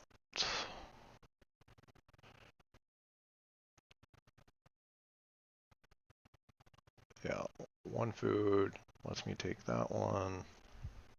And then... Maybe I want to go here and place 2 courtiers. What are we? This is just the first die. Yeah, activating this row is going to get me a shitload of iron, so I'll just take pearls for now. So I'm ready to go.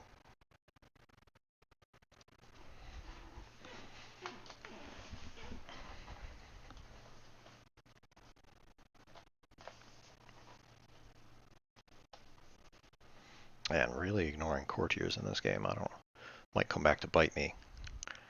The thing is, warriors don't score points unless you put courtiers in the castle.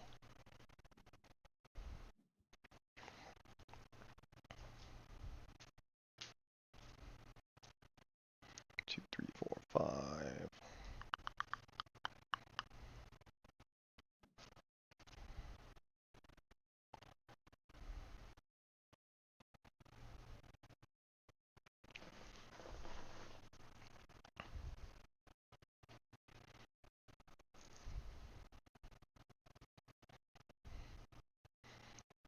So what I'm hoping for is this white die placed on this farmer action. But I suspect red wants to go farmer as well.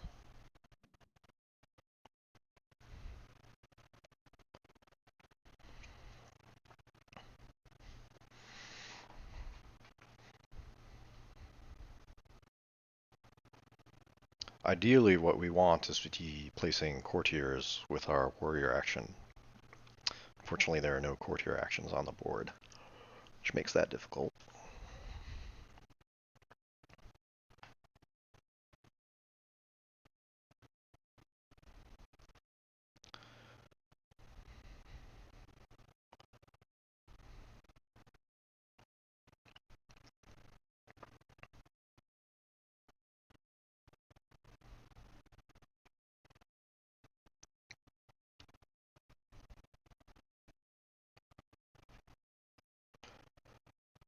But nice thing about having not placed any courtiers yet is I still have my starting action card, which is a warrior card, right?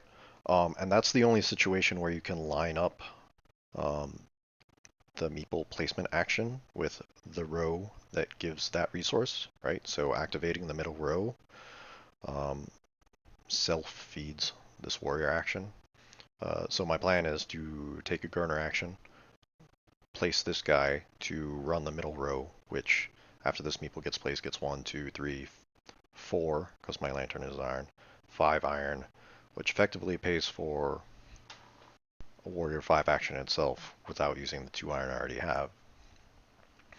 Problem is the red spaces don't look great.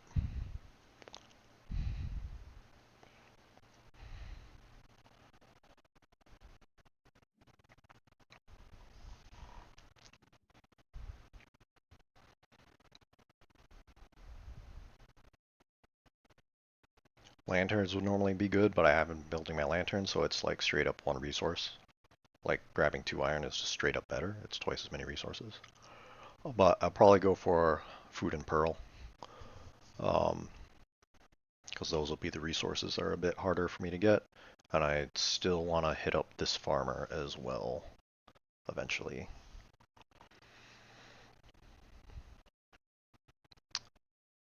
Problem with this base, even though activating the personal domain is very good, 4 coins is a steep price to pay. So that's a mistake I see people make pretty often, is like grabbing this gardener way too early. And then not having the coins to actually activate it between rounds. So there's really no point in grabbing it in the first round if you're only going to be able to afford to pay for it once. Um, that's it. It is great to combo with, say, a left gardener that gives you coins. Um, or even a white space if you can build up your lantern to give you some coins. Even the seals, trade those for coins. That can help you fuel this action to actually take it um, and generate a lot of resources.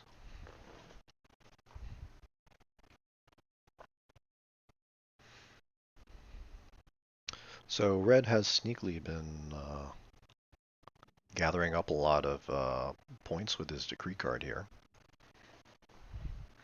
Ooh, nice. He takes the level 2 card. Hopefully that flips courtier action on the top. Nice. That's exactly what we want to see.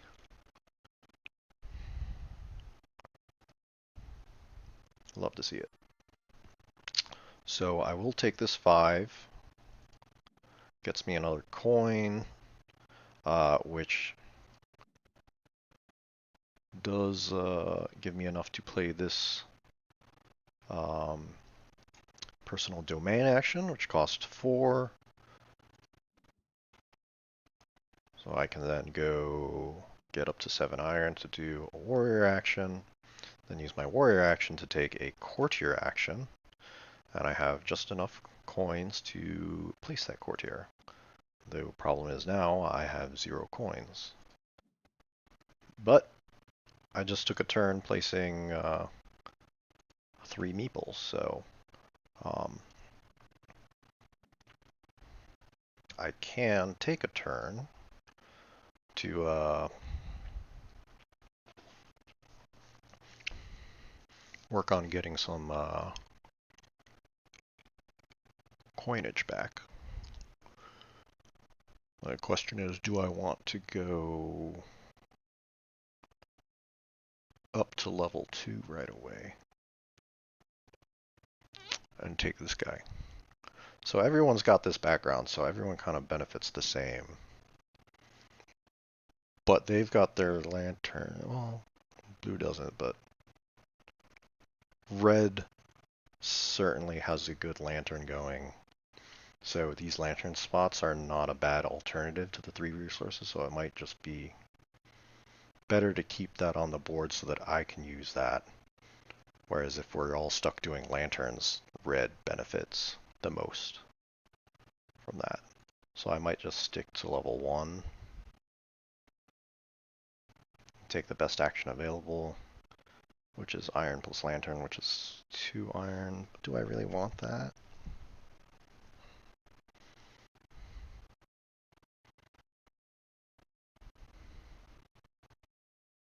Feel like maybe I just don't care about birds. So I'll just take the 2 resources.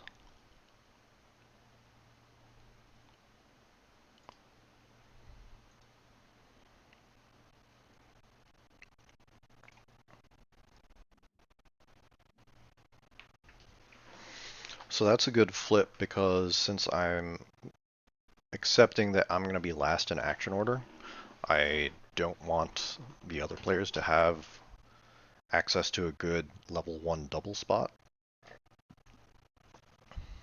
that places a meeple, right? So the meeple placing action is in the middle, which doesn't benefit from placing a white there for a double action.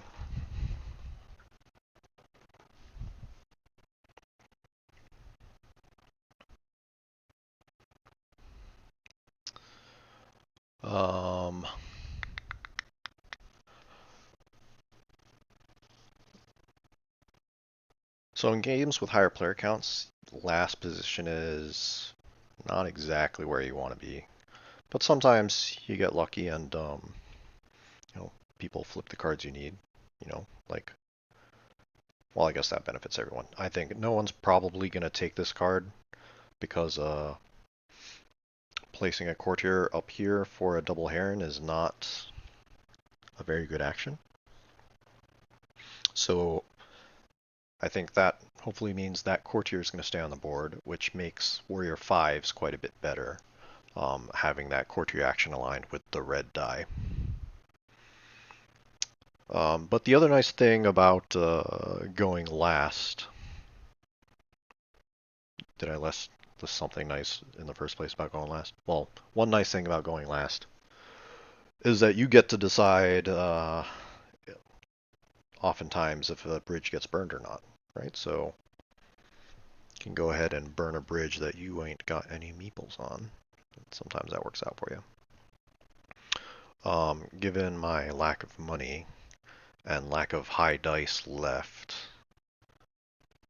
I'm thinking I'm going to have to take a well action here.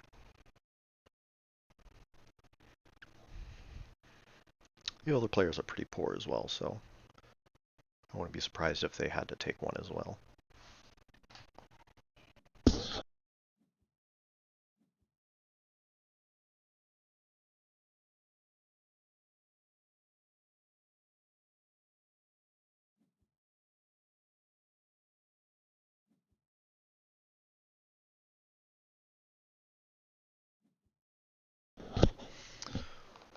Alright, so they go ahead and flip that middle level 1 card again. Fortunately, it's also not a great double action for them, because one of them is a bird.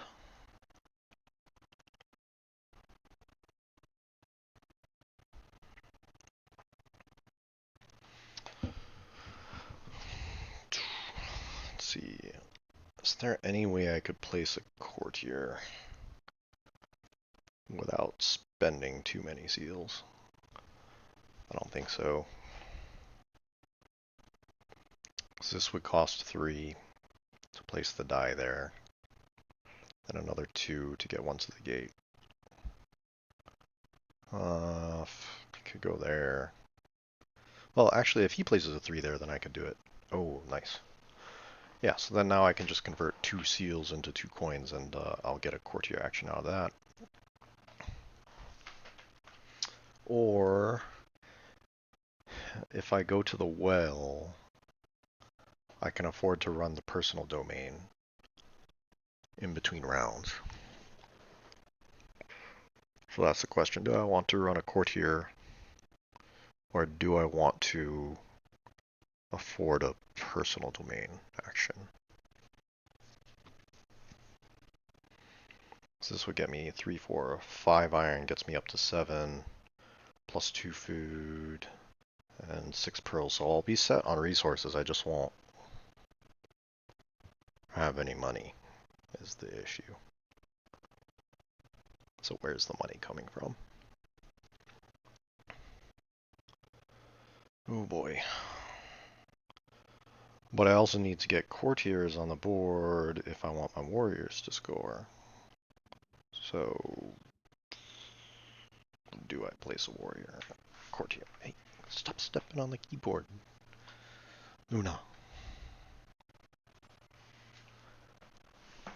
Okay. Hey,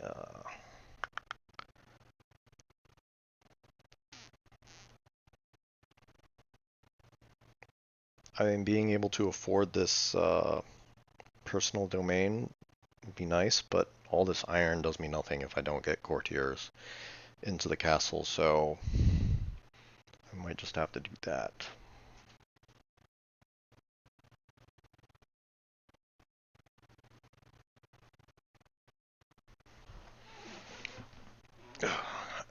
And I wish the cat would stop blocking the screen.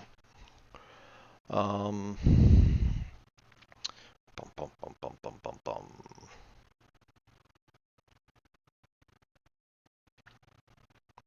Yeah, I think that's what we got to do.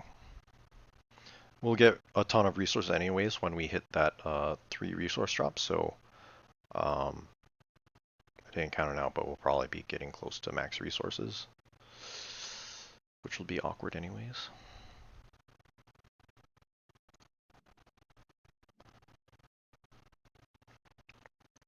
So we need to take some seal actions to get 2 coins first.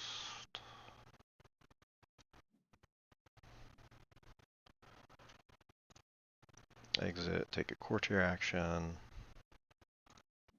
place at the gate, then move him up and trigger a lantern to get us a little bit of money back.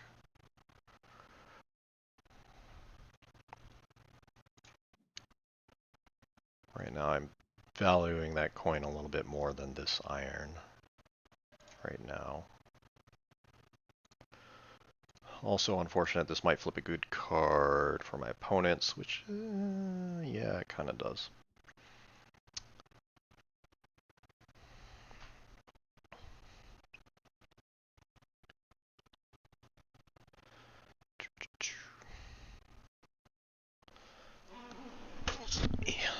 Oh, sorry, Luna.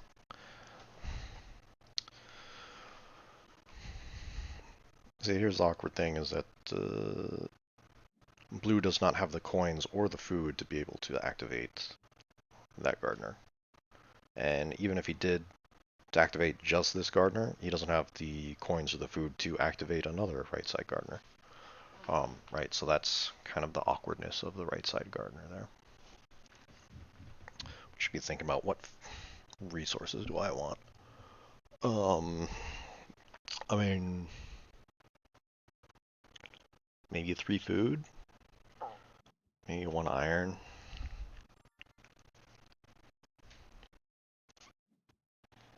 So I want 1 iron because I want to take this action to then place a courtier. I want 3 food to place this farmer to also place a courtier. Kind of have enough pearls for now.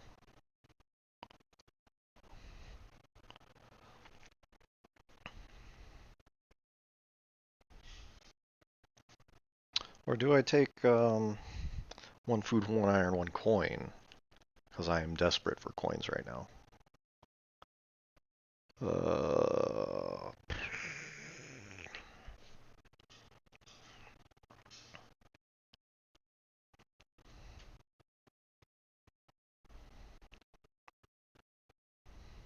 no, hopefully this card sticks around and we can go there and get 1 more food.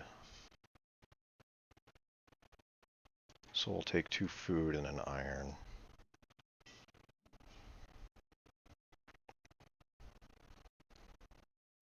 And we have to... can we go...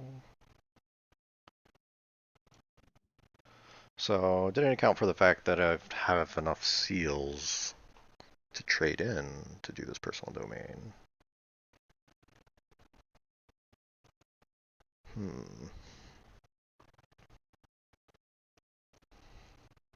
What would I do though? So I could undo the last action, take 1 less iron, puts me at 4 iron, and I'm just getting way more iron than I need. So I think either way, I mean, this will get me 2 money back, but I'll be sitting at 0 seals. And I'll want to convert 1 seal into 3 points here, so I think I will just skip the personal domain action. Kind of flooded with iron right now. And going bottom, I mean, I don't have a 5th seal to then take that gardener action, so can't do that. Alright. So ideally, if I had my choice right now, I would place this white 6 over here. Place a warrior. To then do a warrior 5 to do a castle action, and then take this card to get my last food. And then the 6 over the 3, and then the lantern activation should be enough coins.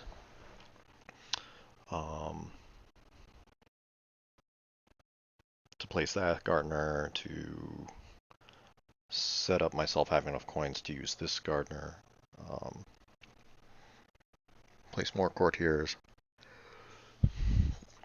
Because here's the thing you need to think about when you're balancing your warrior and courtier scoring, just because, yes, warriors score the most points, as long as you get courtiers into the castle. Courtiers generally by themselves are, I think, the least efficient at scoring points, but you have to consider that they help your warrior score, right? But courtier actions only let you take light background actions, which means they don't let you place another meeple. So at maximum, you can place 1 courtier per turn.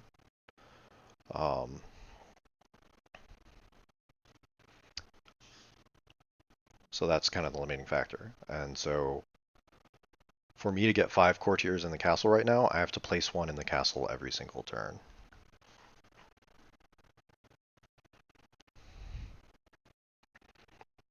Red can't even get there. So he's got 4 to go and only 3 turns. And he just spent a turn moving a guy to the top, which means he can at most get 3, which means his warriors aren't going to score, although he hasn't been placing a lot of warriors in the castle.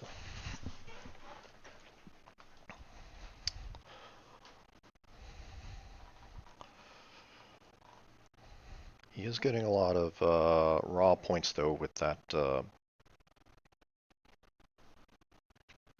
decree card in his lantern.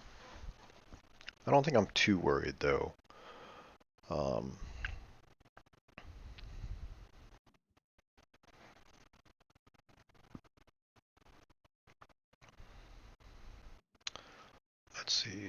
Where's blue going? Blue's going to place a courtier. See where he goes. He's probably going to take this, right? So the best light background actions, if you don't have a Great Lantern, it's definitely the well, right? Because the well, I guess it also depends on the well, right? Because this well has a coin in it.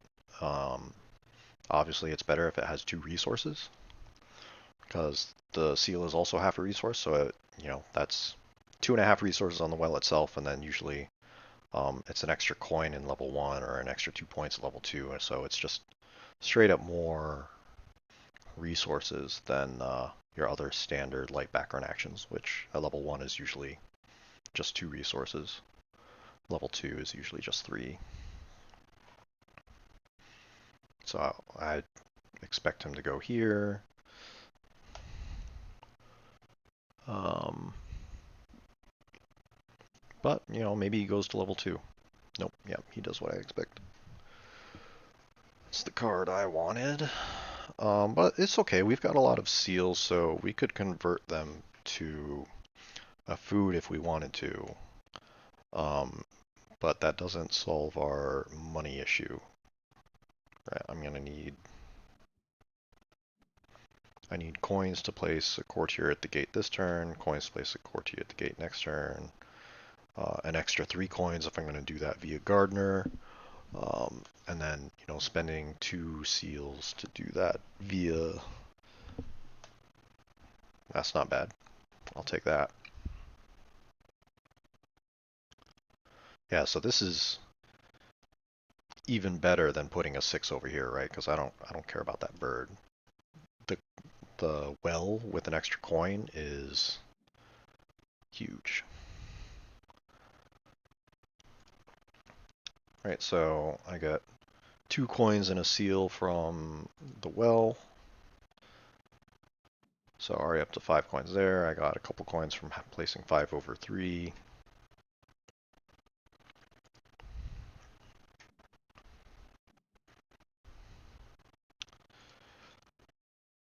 Two decent raw points there. Do ourselves a courtier action.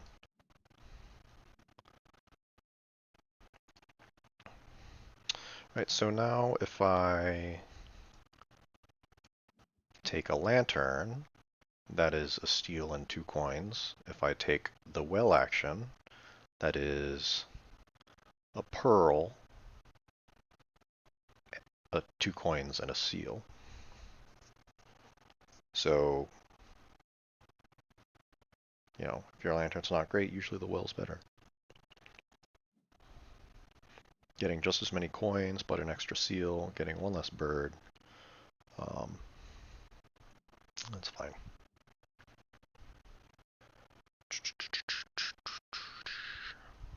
Yeah, now I've got 5 coins, which is enough to use this gardener action and place a courtier if I do not have to spend money on placing dice, and there's a lot of high dice left, so the odds of that look good right now.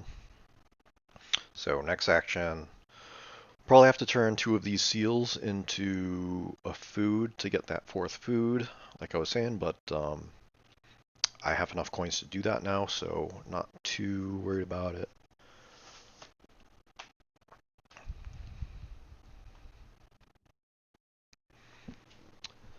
One of the good gardener spots does get taken.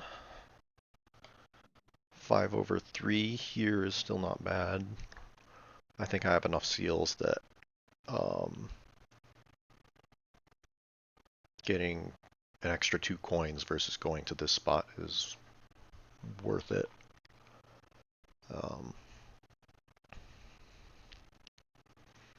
Don't know I'm going to be getting the 3 points for crossing this threshold though, which is unfortunate.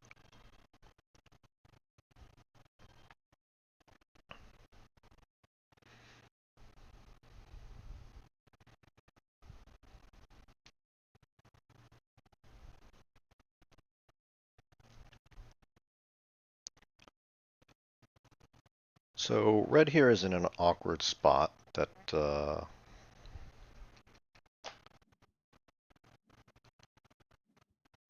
he only has one courtier in the castle. So he's not scoring a lot from them, and he's not scoring a ton from warriors either, right? This warrior's worth 1 point for that one courtier, and he's got 0 pearls going into his last turn.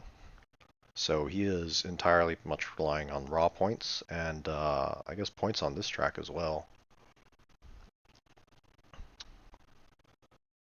Um,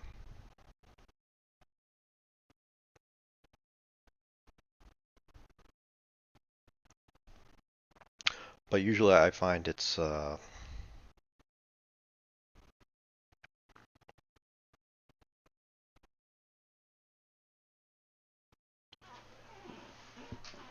better to try and balance out um, where you're getting your points from. Mainly because the warriors and the courtiers kind of rely on each other. Um, so I kind of find my strategy usually falls into two categories of um, either getting a bunch of as many warrior fives down as feasible while trying to fill my castle with courtiers, or focusing a lot more heavily on courtiers, um, trying to hit that level 2 spot early, maybe with my second courtier action to get a point in my lantern, and then just stacking huge lantern and taking left side dice constantly, just kind of spamming points, eventually getting one to the top, getting this double lantern. Um, you can often score 20 plus raw points doing that. Um, which could have been pretty potent for red if he placed some more courtiers and gotten a second point card into his lantern, considering he starts with one. Right? Because he generated 14. I wonder, is that just all lantern actions? I don't think he hasn't placed a warrior 5. I'm not sure if he got many from the castle actions. Seems like a lot of lantern activations. Anyways, we're looking good. We've got pretty high dice to be able to choose from. I think I'll go 5 on 3 over here to place a gardener, to then do this castle action. Actually, no, taking a left side 5 to place over here. It's pretty nice.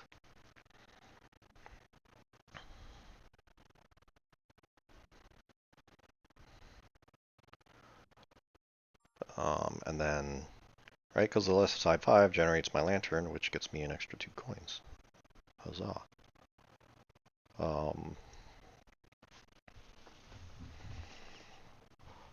So,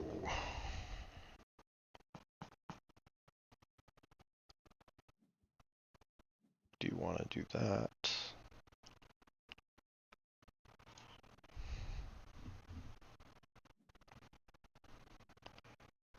I've got a good chunk of coins. Take a seal action, get the last food I need. Take that gardener. Do another courtier action.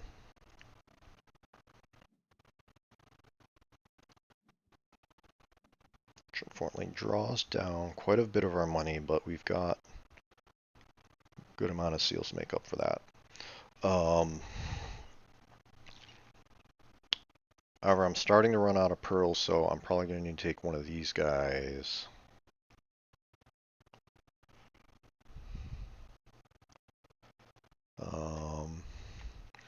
Let's see. I don't care if red goes warrior because he doesn't have courtiers in his castle, so it's not doing a whole lot for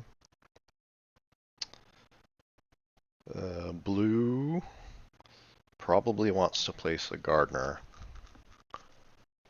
with his last action. So gardeners cannot go in the top row. Both of these have a double in the top row. So I guess that doesn't matter.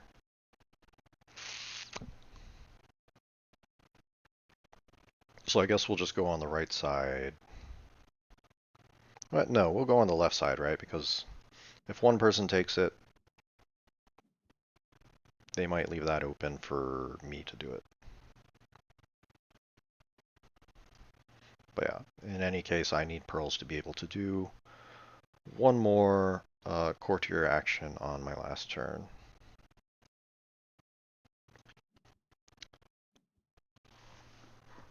That's not a bad one. Bonus 2 points. But given I have 3 coins in my lantern now, I should be able to comfortably take from the left side, wherever. Actually, this white 2 is not looking too bad. I could turn 2 seals into 2 coins. It will cost me 4 money to go to the bottom of my personal domain. I get 3 back, which gives me enough coins to do a castle action.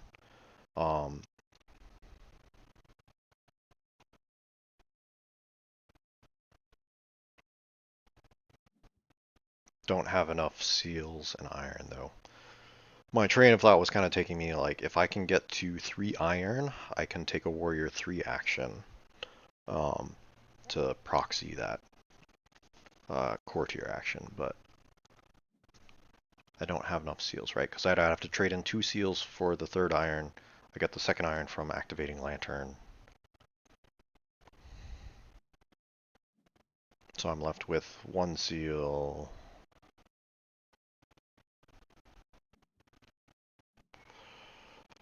Then,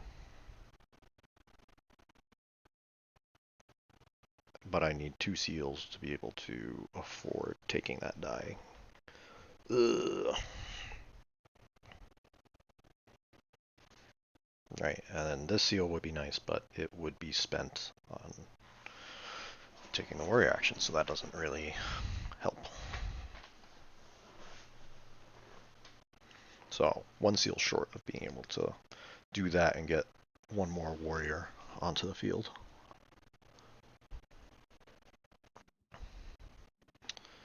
What's my opponent doing, though? 5 outside the walls to do a warrior. Sure.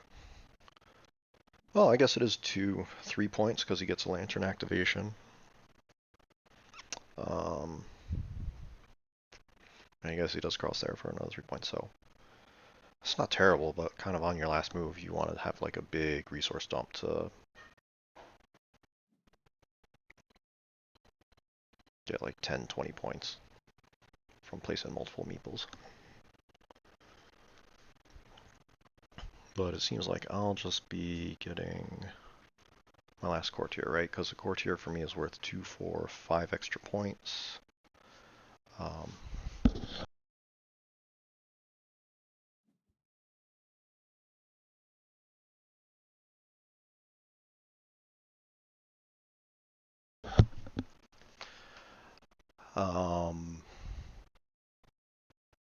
Yeah, where was I? Yeah, so all I want to do on my last move is just convert the remaining resources I have into points. As you heard me talking out loud, I was trying to see if there's a way I could convert the iron, but I'm just a little bit short to be able to take a warrior 3 action. Right, this is typically when I do take warrior 3 actions, is that last move of the game where I want to convert that excess resources into another action to basically turn those resources into points. Ooh, and he does take the card I was looking at going for.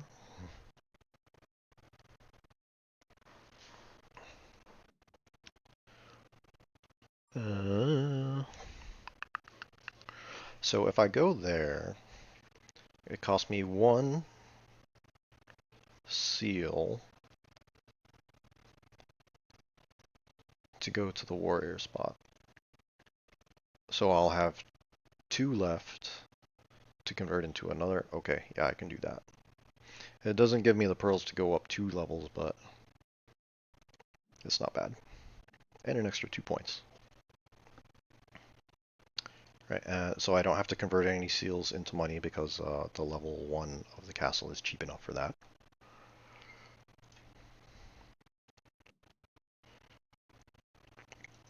Right, convert seals for a third iron. Do that last warrior 3 action, which then lets me chain into a courtier action to place my 5th courtier into the castle. So this is another calculation you need to do sometimes on your last turn is it worth it to place a courtier into the castle or move him up a level, right? Because going from the gate to level 1 is only 2 points, 1 to 3, but from level 2 to level 10 is 4 points, plus you get some extra lantern activations. So sometimes it might be worth it to do that, but the choice is pretty simple here for me. Do any of these do anything for me? I think it's just the 2 points, right? Not enough birds to cross that for 3 points. More resources might only get me 1, so yeah, I think it is just the 2 points.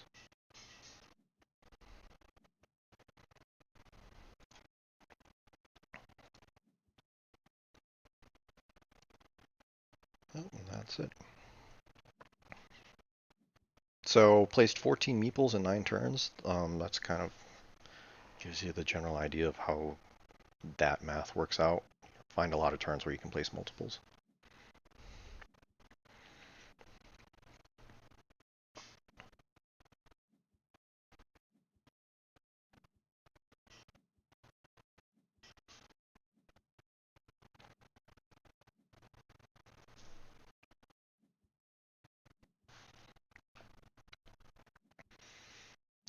Counting up all the points. Right, there you have it. 72, 59, 51. Right. So a lot of raw points, which is kind of what you want to do when you have the point lantern. I think it could have probably leaned into it a little heavier. Gotten another point in there. Um, but kind of where he really fell short is, 3 points for warriors. He placed 2 warriors in the castle and they only scored 3 points. That is a terrible return on investment. Right? At that point, you might just want to ignore warriors altogether, unless they're chaining you into another action that you're actually trying to do. Right? So, um, yeah. So he just kind of lost to me on all 3 fronts for meeple placement. Right? I had more courtiers than him. Placing all 5 for 3 points is better than 1 for 10 points. Um, more Gardener points than him. I mean, we all went pretty similar with on that, but yeah, that's another thing. When you've got food in your lantern, placing big scoring farmers is usually an objective as well. But yeah, anyways, there you have it. White Castle for you.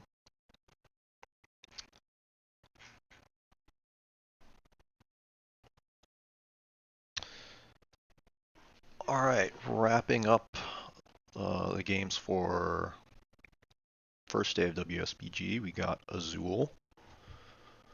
Playing a 4-player here. It's a little bit of a faster game. So I'll start with double yellow. So I think I'm decent at Azul. It's not my favorite game. I don't love abstracts, but I did win a BGA tournament the other month in it, so I guess I'm okay. I haven't done a ton of studying on the different strategies to employ in this game. But what I generally find is try to focus on, let's see, my turn again. We got 2, 3, 2, 1. Let's go double blue and try to build out this middle column. So what I'm going for here, I think it's generally good to build out the middle columns, right? Because it gives you a lot of opportunity to get adjacency scoring as you fill them out.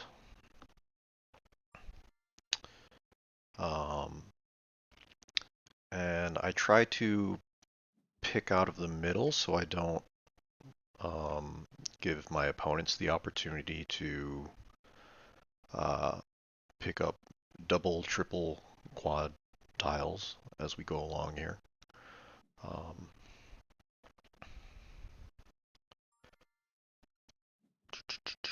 right, so just filling out this middle first three rows here. And what I try to do, hope I would like to see that double red come to me, but I think it might, because Danny might go for his single on his last move, maybe.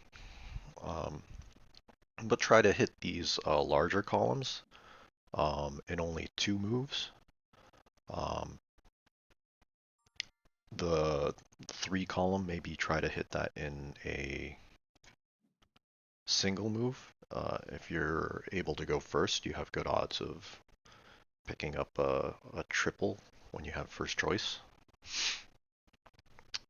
So that's kind of how I think of this game, is like, how can I fill spots in as few columns as possible? So I really prioritize these lower end ones.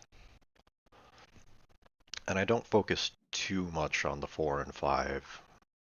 I kind of concede that by the end of the game, most of the time I'm only going to fill one column.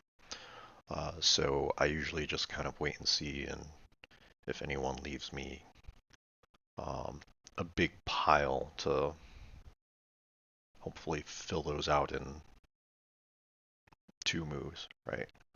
Um, to me, it seems not all that efficient to be filling out the 5 column in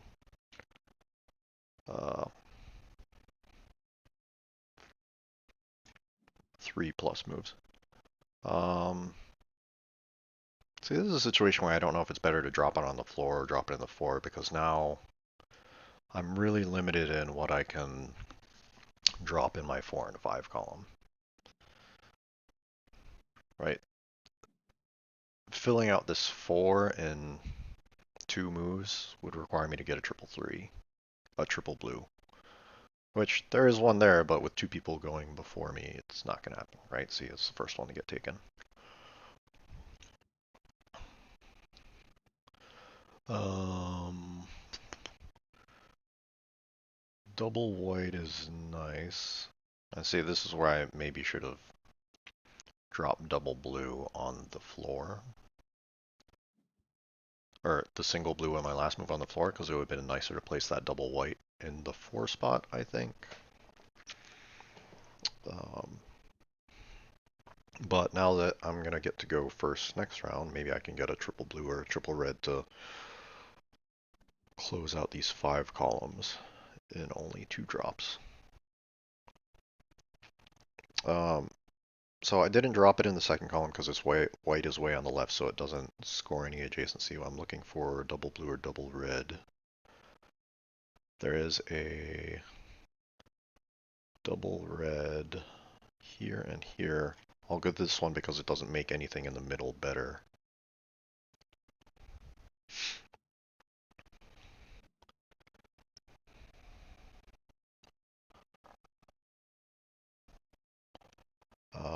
So I don't think this blue 4 is getting filled out, so I'll just ignore it.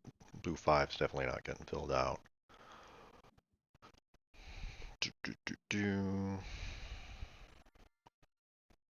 So I think here I'll just take a single white to finish out my 3 column. And then next I want either a black or a yellow. Um, Probably a black, because it'll score adjacency with this double red.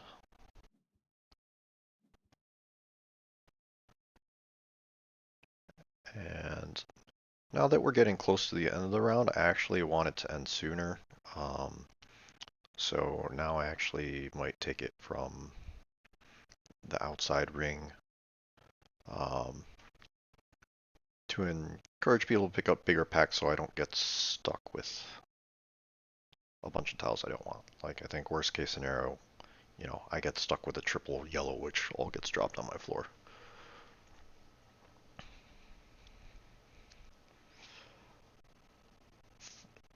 I don't mind that if he takes a single black because there's another available, so I was going to get that no matter what.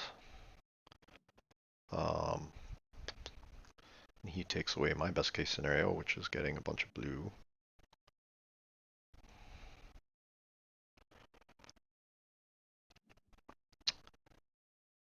Alright, that's not bad. I don't mind the double red here. That's decent for us.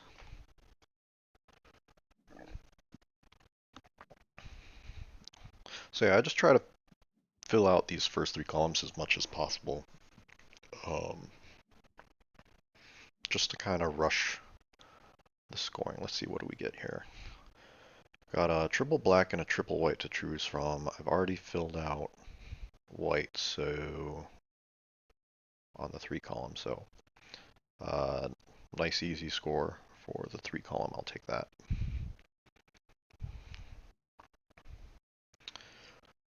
Double blue is looking like a good score there if I can get this for my second row, and that would go nicely with a single yellow. And it looks like there's plenty of opportunity to get that single red I need. Although blue is looking like it might be hard to come by. So maybe I just go for double black and a single white. Um, yeah, I think we'll go for that.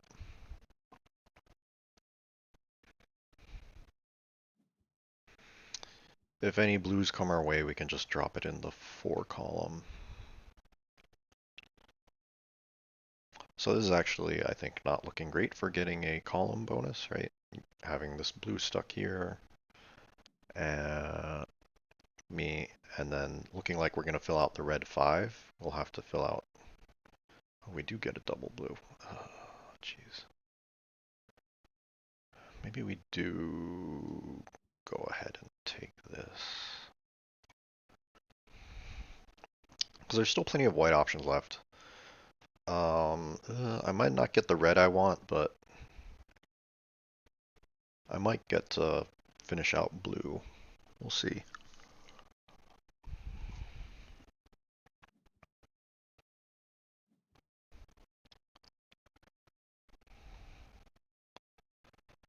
Basically, I want any color except yellow right now. So I am happy that people are taking yellows.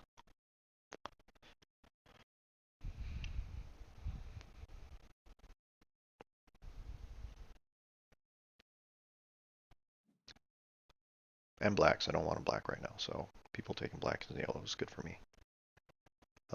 Still a lot of options left for white. So I'll take the one least likely come back, which is blue. So I want to take some red and some white in my last two moves. I don't think anyone else is interested in red, because for yellow here, putting a red all the way on the left side doesn't look that great for him. Blue might be interested in the double red, but I think grabbing black is a higher priority for him. Problem is, if I grab red, I mean, it's not coming back to me. I think it's higher priority to grab the white for me right now.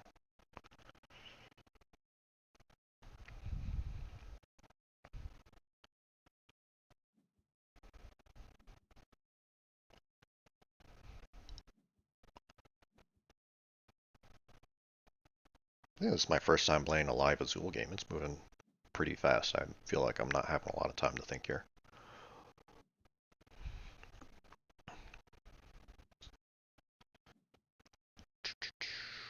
So 3 rounds down, and we've filled the first 3 rows every time, which is pretty nice.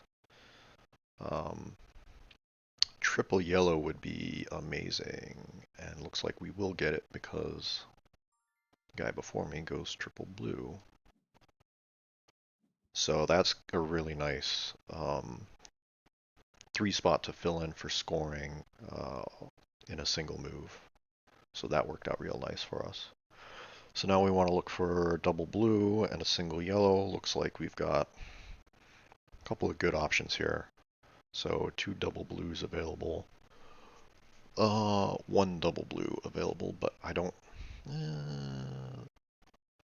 Yeah, I don't think Danny's gonna take it. So for us, it does give someone a free white 4. We'll see if that gets taken. Um, yep. So that's very nicely makes a white 5 column easy to fill out for green there.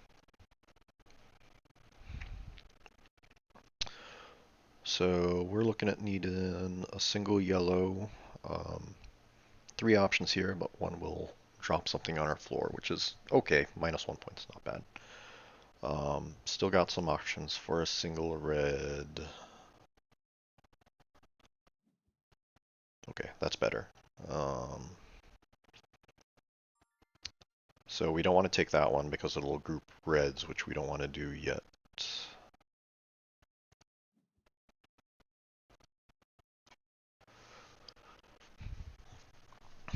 So hopefully we can grab a red and then ideally someone drops some big tiles for us to lay down in the 4 row.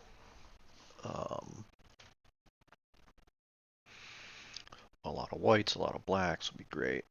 The only one we don't want is blue, which is, there's only one tile left, so not a big problem. If blue falls to us, I'll probably just drop it on the floor. I mean, I will, because I don't have any place to put it, but...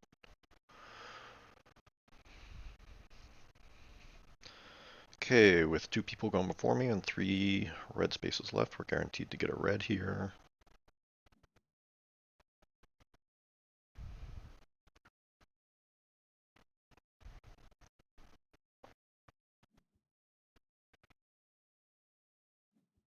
It goes, and looks like we won't be getting a tile back after this. Which is fine.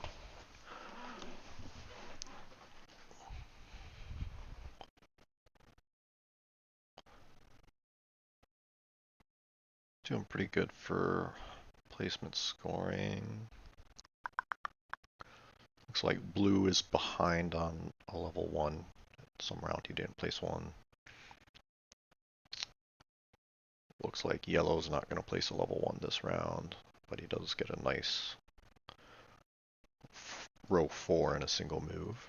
And green also has missed a level 1 and a level 2.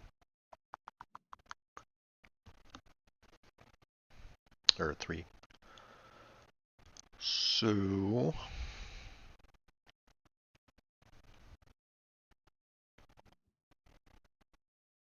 let's see what we can make happen in the last round here.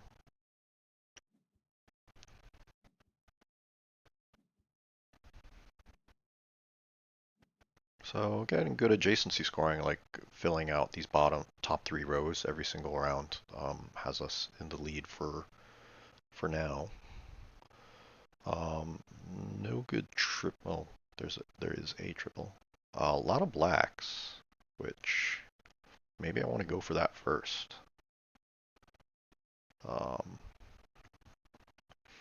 To get this full column filled out. The triple red's not looking likely. So seems like that's not going to get filled.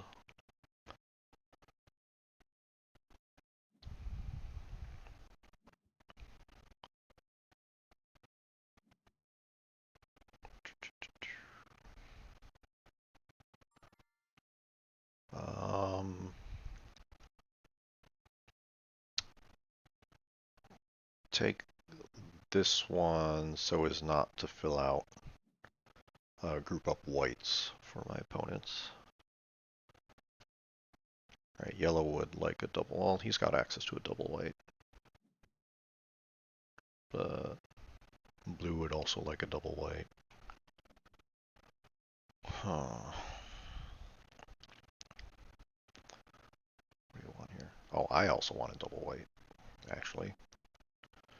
Hmm.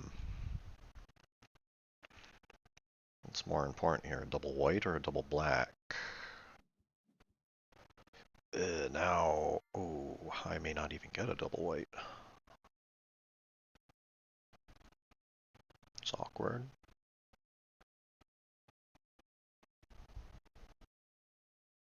Huh. Well, I mean, filling out this column is an extra 7 points, so I think I want to prioritize that.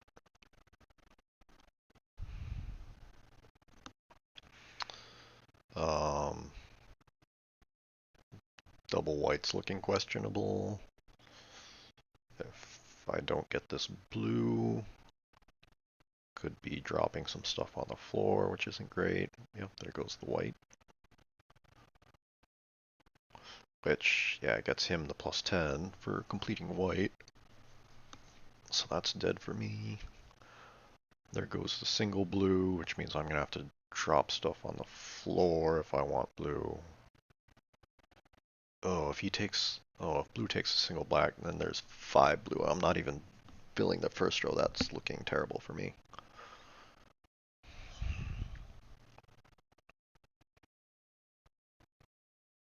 Ew. Yeah. Not looking good. Tiles are not falling my way here. Um, okay. I like that. That's good for me. So now I can fill this top blue without dropping too much on the floor.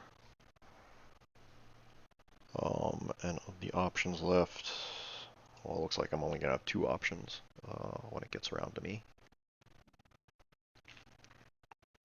Yeah, so that looks like a total defensive play. Deny blue from filling out that 3 role. So leaving yellows would really mess up green, so I think I'll do that. It would only be 1 point if I took the yellows because I'll drop 1 on the floor and this would only score 2 points, so I think taking green out of the running is worth it. I don't know. I mean, they complete whites, so their score might have been a little bit scary if I gave them the blue column for free as well. We'll see what happens here.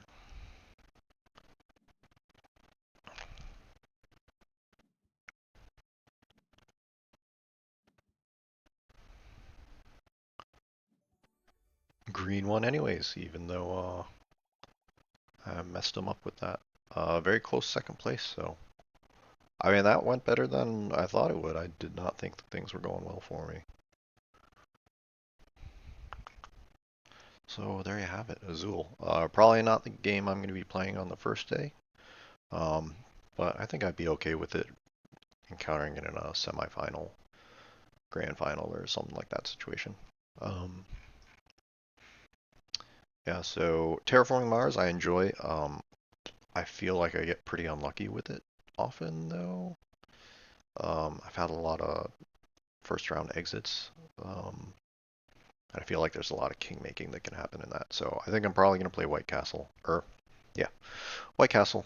Um, you know, in the first month or so it came out, I was #1 ELO for a little bit, but I haven't played a whole lot recently. But um, I'll probably just have to practice a little bit and see how other good players have developed strategy, because it's been a while since I've played a lot, and I think my success early was just kind of figuring some stuff out faster than a lot of people, but I don't know if it tracks with how people have developed the game since then.